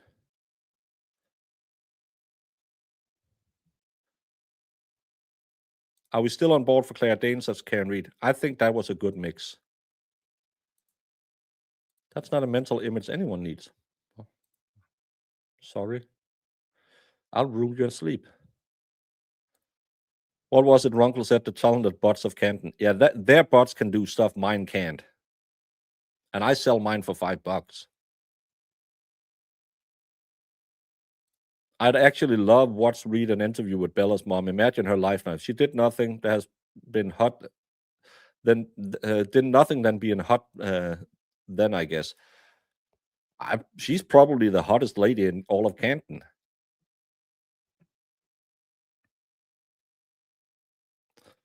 But Baker, you're going to make Jen, Big Brian, and my little buddy Colin cry. He's learning to shoot pew-pews, but he was yelled at. Shame. If that little pussy couldn't handle an interview with the FBI and he had to cry in the car home, I don't know how boot camp is in the Americas. I know how I did boot camp. It's changed a lot, probably since then. I'm old, but I think you're more rough with your recruits than we are in Denmark.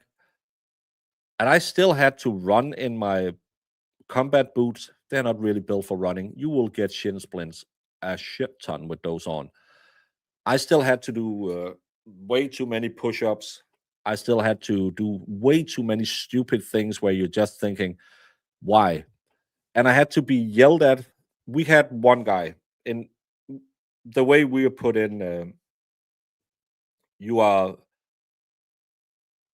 one group and then your sections. So your first company, that's all of us, because there was just, we weren't enough to have two companies. So we were first company, section 1, 2, 3, 4. I was in section 4. So my number was 1, 4. And then because I was standing as number 13, my recruit numbers was 1, 4, 13. Yeah, 13.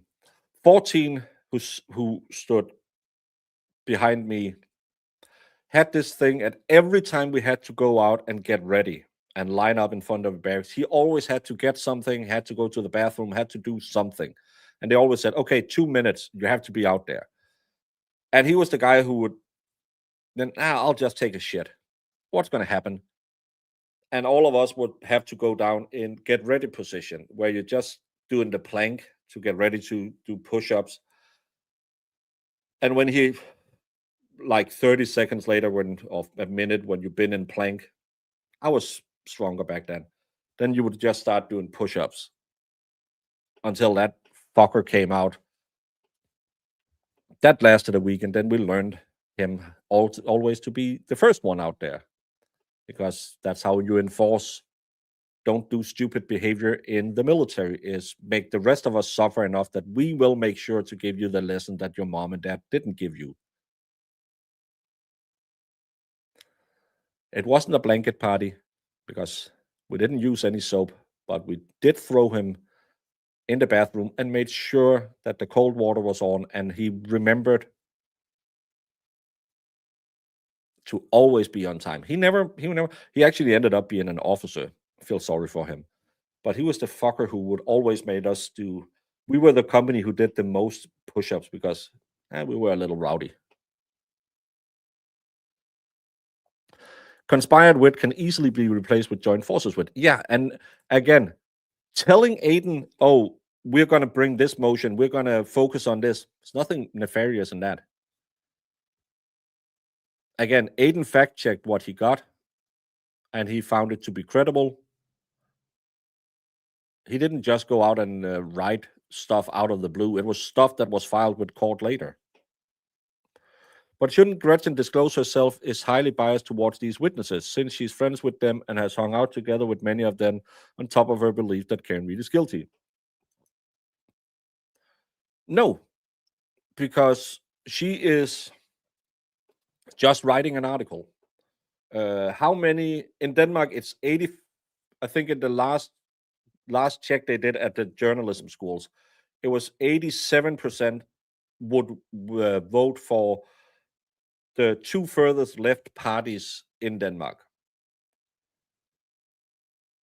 But they will still claim that they are unbiased journalism when they are covering the far right parties.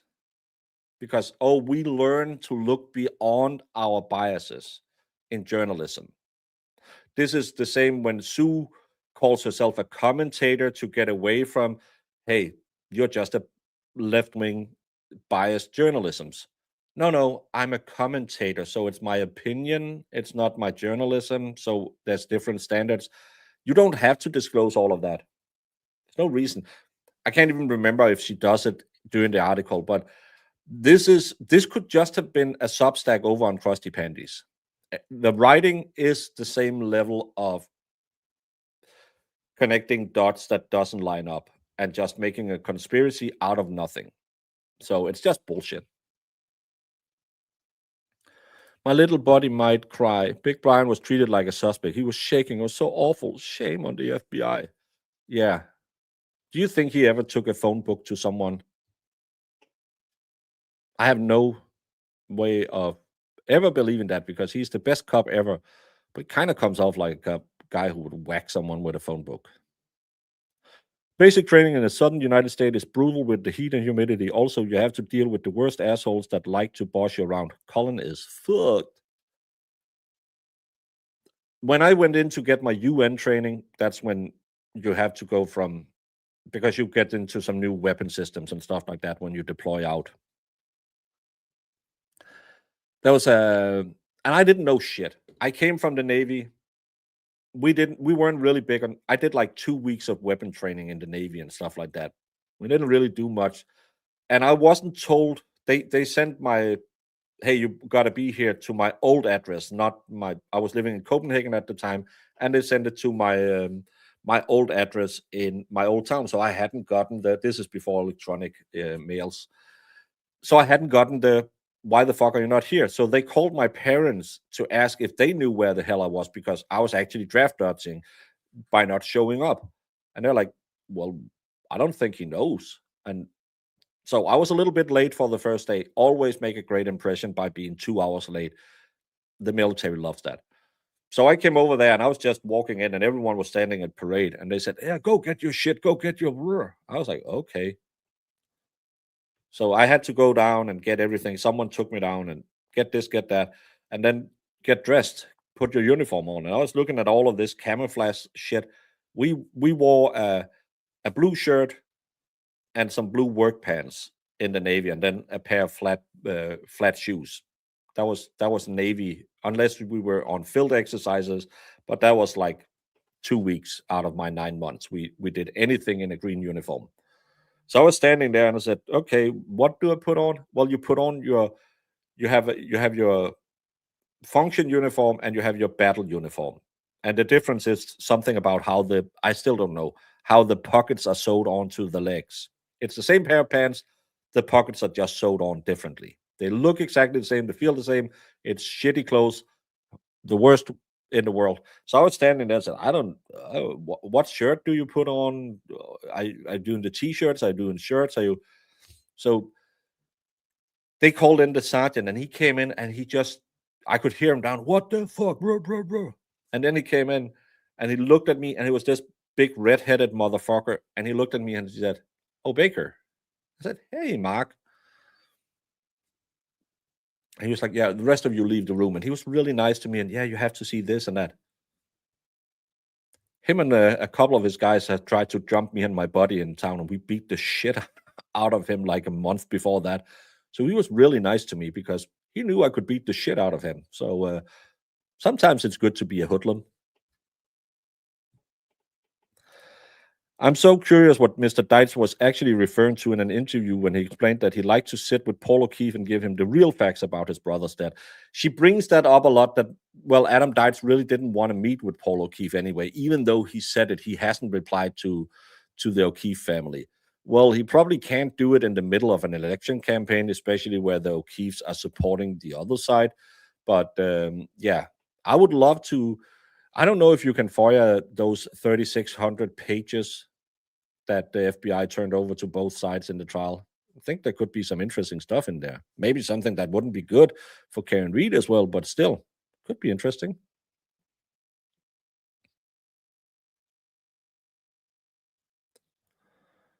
He's just there to hide from the depots. Joining the military to hide from depots is a really shitty thing because you're gonna be fucking stuck in the military. This was the earlier party with a group photo of Peck flipping the bird, not the crushed one. Yes, I figured that one out, but there was no 400 people at that meeting either. I want someone who was at the hotel to come forward and said, yeah, that was like 25 people in there. There's 15 people in the photo. There was no advertising for any of it. And if Aiden told you, hey, tonight we're going to be at Saskatchewan Inn on Maple Street, Aiden couldn't draw 400 people with notice. If Aiden says we're going to do a fundraiser in 2 weeks in Saskatchewan Inn, there could be 400. If he says in 2 months I'm having Jimmy come on and do a bit, Emily C is going to come back and roast me as DePietro, Baker is going to come in and do fun with flags. Is this a red flag? I can't see it. Is this a red flag? What flag? Is this a red flag? It's just going to be an hour of me not seeing red flags. You could probably get 400 people easily to join that. But for an impromptu pop-up where you don't really know anyone, yeah, you're not going to get 400 people to go there. And I think it was on a weeknight too. And no one heard about it till after.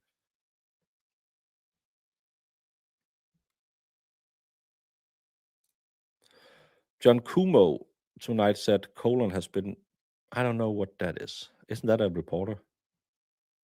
What does making the rounds mean? I don't know.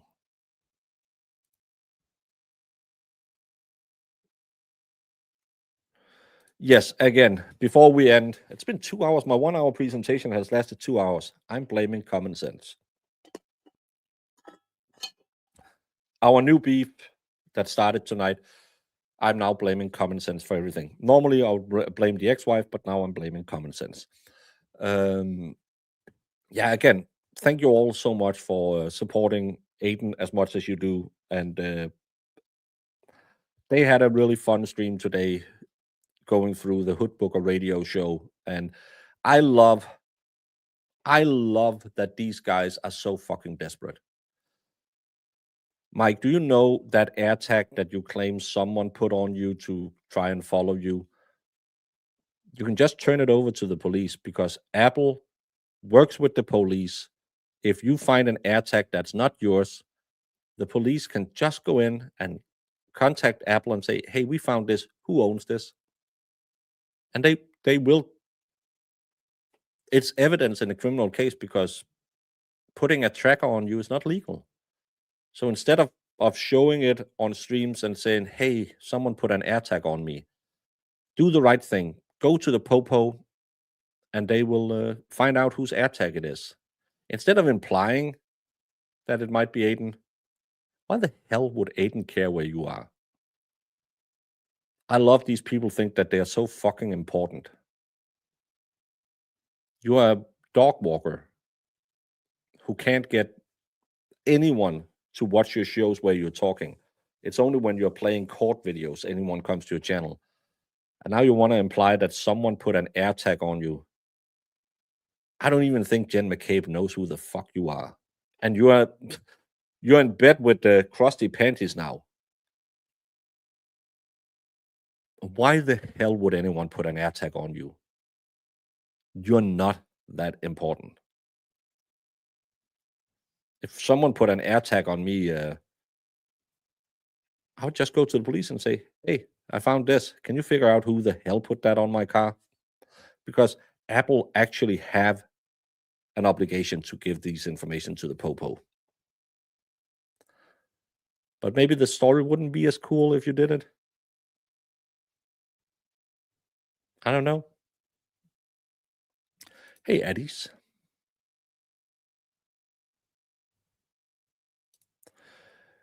It's a YouTube thing. Why you don't get it? Because I don't get a notification from any channel anymore. The algorithm's fucked up. That's why please follow me on Discord, not Instagram, because I don't notify on Instagram. But follow me on Instagram. I show pictures of all the weights that I pretend that I can lift. 150 kilos in rack pulls. Old man still got it. Can't do a lot of them, but I still do 2 sets of 6. Getting ready for all the street fights we're gonna get in. But no, follow me on Discord, Twitch, and Facebook. That's where I normally notify when I go live. It was probably his girlfriend. Do you think she's young and hip enough that she can figure out the attacks? Don't walk into crusty panties. Don't do that. It smells. What's my Insta? It's broken.bakeryt. What's my Facebook? The broken ba- the I think it's the broken baker. It's not like it's mine. I don't know any of them. And I don't have Lauren on them, so please I don't have to warn.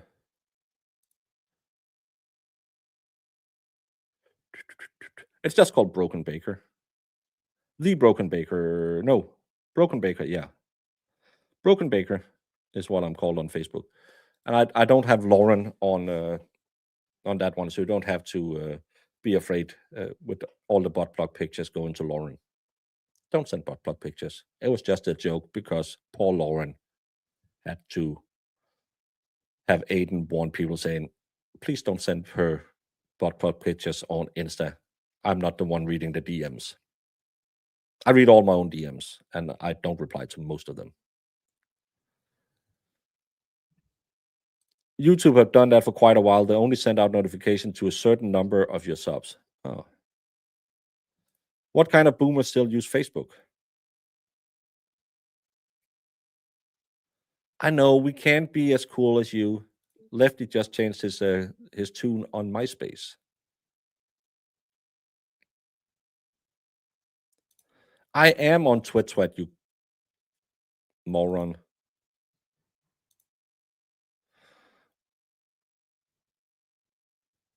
Don't do that. Where did he find the AirTag? Did it come off the dog collar? I don't know.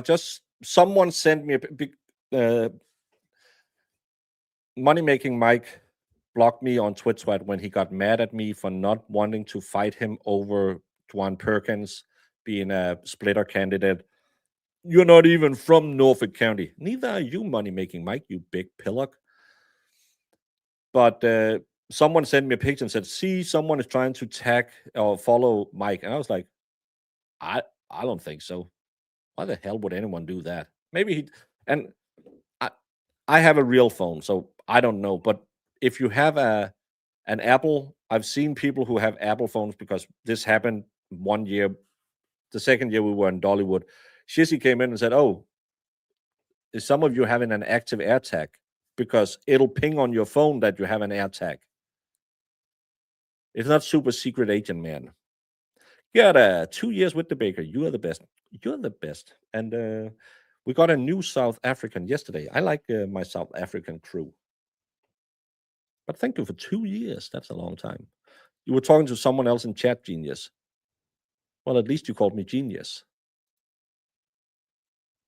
Lefty wish he could get attention from me. No, I am not going to cover the Clancy trial.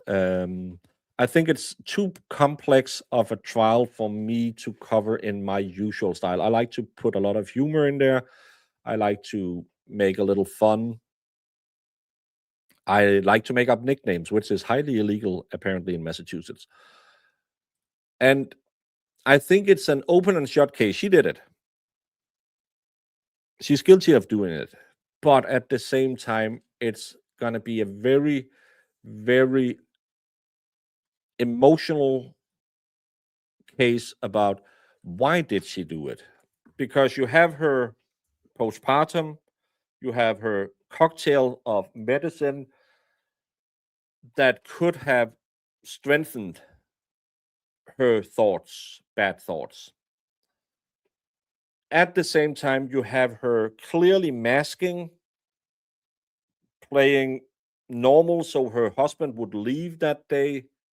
You have her statements right after she came out of the hospital bed that kind of alludes to she was corpus mentis enough knowing what she did.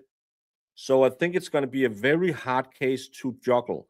I have one recommendation that I give. It's Mo in the deep end. Mo is a wonderful person who is really empathetic to these cases. I couldn't cover the Meyer trial either, the one with the medical misconduct and the self deletion from the mom. Mo is really good at these cases where you need a whole picture on it, because it's so easy to just say, well, she's fucking guilty. Oh, no, it was the drugs. That's not this case. This case is going to be very complex. It's going to be 6 to 8 weeks. It's going to be a very complex, very expert heavy case. So I would recommend Mo in the deep end. I know the wonderful DDPs are doing that as well. The Defense Diary podcast is also doing it, but I would like Mo is a smaller channel, so I would love if any of you would give her a try. And I feel they have that part that I'm kind of lacking in. I can't do these emotional complex cases in that way because I don't own an emotion. I tried it once, I didn't like it, so I don't have emotions. So if you want a little more, I don't know how to describe him, but Mo is a wonderful person that um, is sadly undersubbed and doesn't get enough views. But I'm gonna follow with the parts I'm following. I'm gonna watch with her. But either choose Mo or the Motas, and you will be covered way better than you would ever be with me on it. It's gonna be a tough case because it's not just she did it or she was drugged.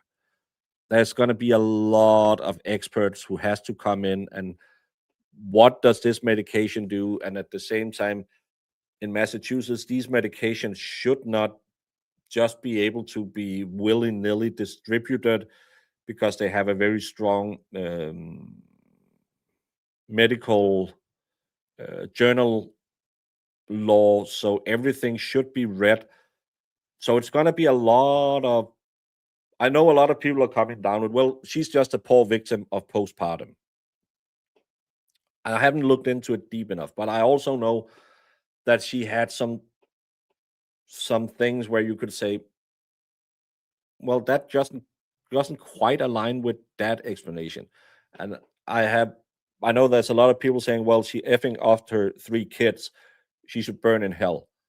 Well, there's also the medication, and so it's a very complex case. It's not one of those clearly innocent, clearly guilty. There is so much that will have to be presented and figured out by experts. I think in this case, it's going to be a very, very tough case, and you need empathy to cover that. And I don't feel I have the empathy to sit through 6 weeks of this.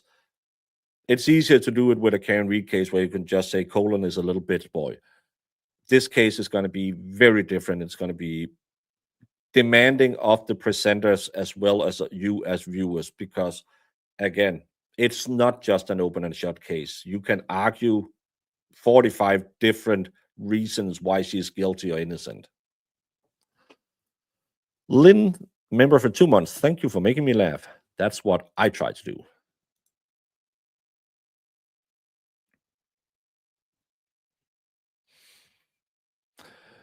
Mo, Megan, and Fox has the funniest stream covering the Owens Fed hearing. Crazy.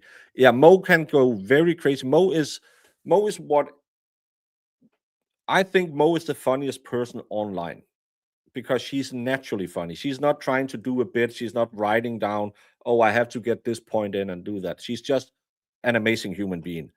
And she's struggling through her own medical issues, and you will never tell because she's just amazeballs. That's why I want her to get more views, more subs, more likes, because she's really doing a great deal of content that I think a lot of people, when you get to know Mo, you get to love Mo. That's how I've had it. And she's really good at, she can be funny, but she also knows when she has to kind of take you by the hand, make sure that you are okay when you're watching her. Taking those little breaks where you say, okay, now we need a little dance break. We need a little, just because this is getting too heavy. And she's really good at this. Mo is she's an all-round streamer. She can be insanely funny, but also very, very disciplined and do a lot of great work. So if you want to try a new flavor of ice cream, maybe Mo in the deep end. And I don't have any mods, so now I have to do it again because why are you sleeping? Why are you streaming?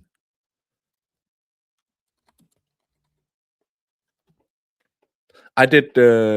She was on here for the second trial of Karen Reed. I think we streamed together. I also think we streamed the Sarah Boone case together, and she has wig envy on me because I look so good in a wig. She's very smart, also, yes, but she's also very good at catching what mood do I need to do this case in. I don't do that as well. So yeah. But this 1 hour presentation has lasted 2 hours and 16 minutes. I think I'm gonna go out and pick up a car with my daughter today, so I don't know if I'll be streaming later. The Lindsay Clancy case, they've seated all the jurors. They are looking for the alternates now. Rumblings are that they're going to find the latest today, and there's also going to be motions today because they ended abruptly early yesterday, and no one really knows why. And then the case is going to open up Friday, is when they expect opening statements. So keep an eye on all the wonderful people, and go read the Gretchen Voss article if you want to laugh at something, because I have read fiction that was less absurd. Love y'all. See you all. Get to bed, you lazy bums. There's a new day tomorrow. Because Baker's like, let's go. Let's fuck.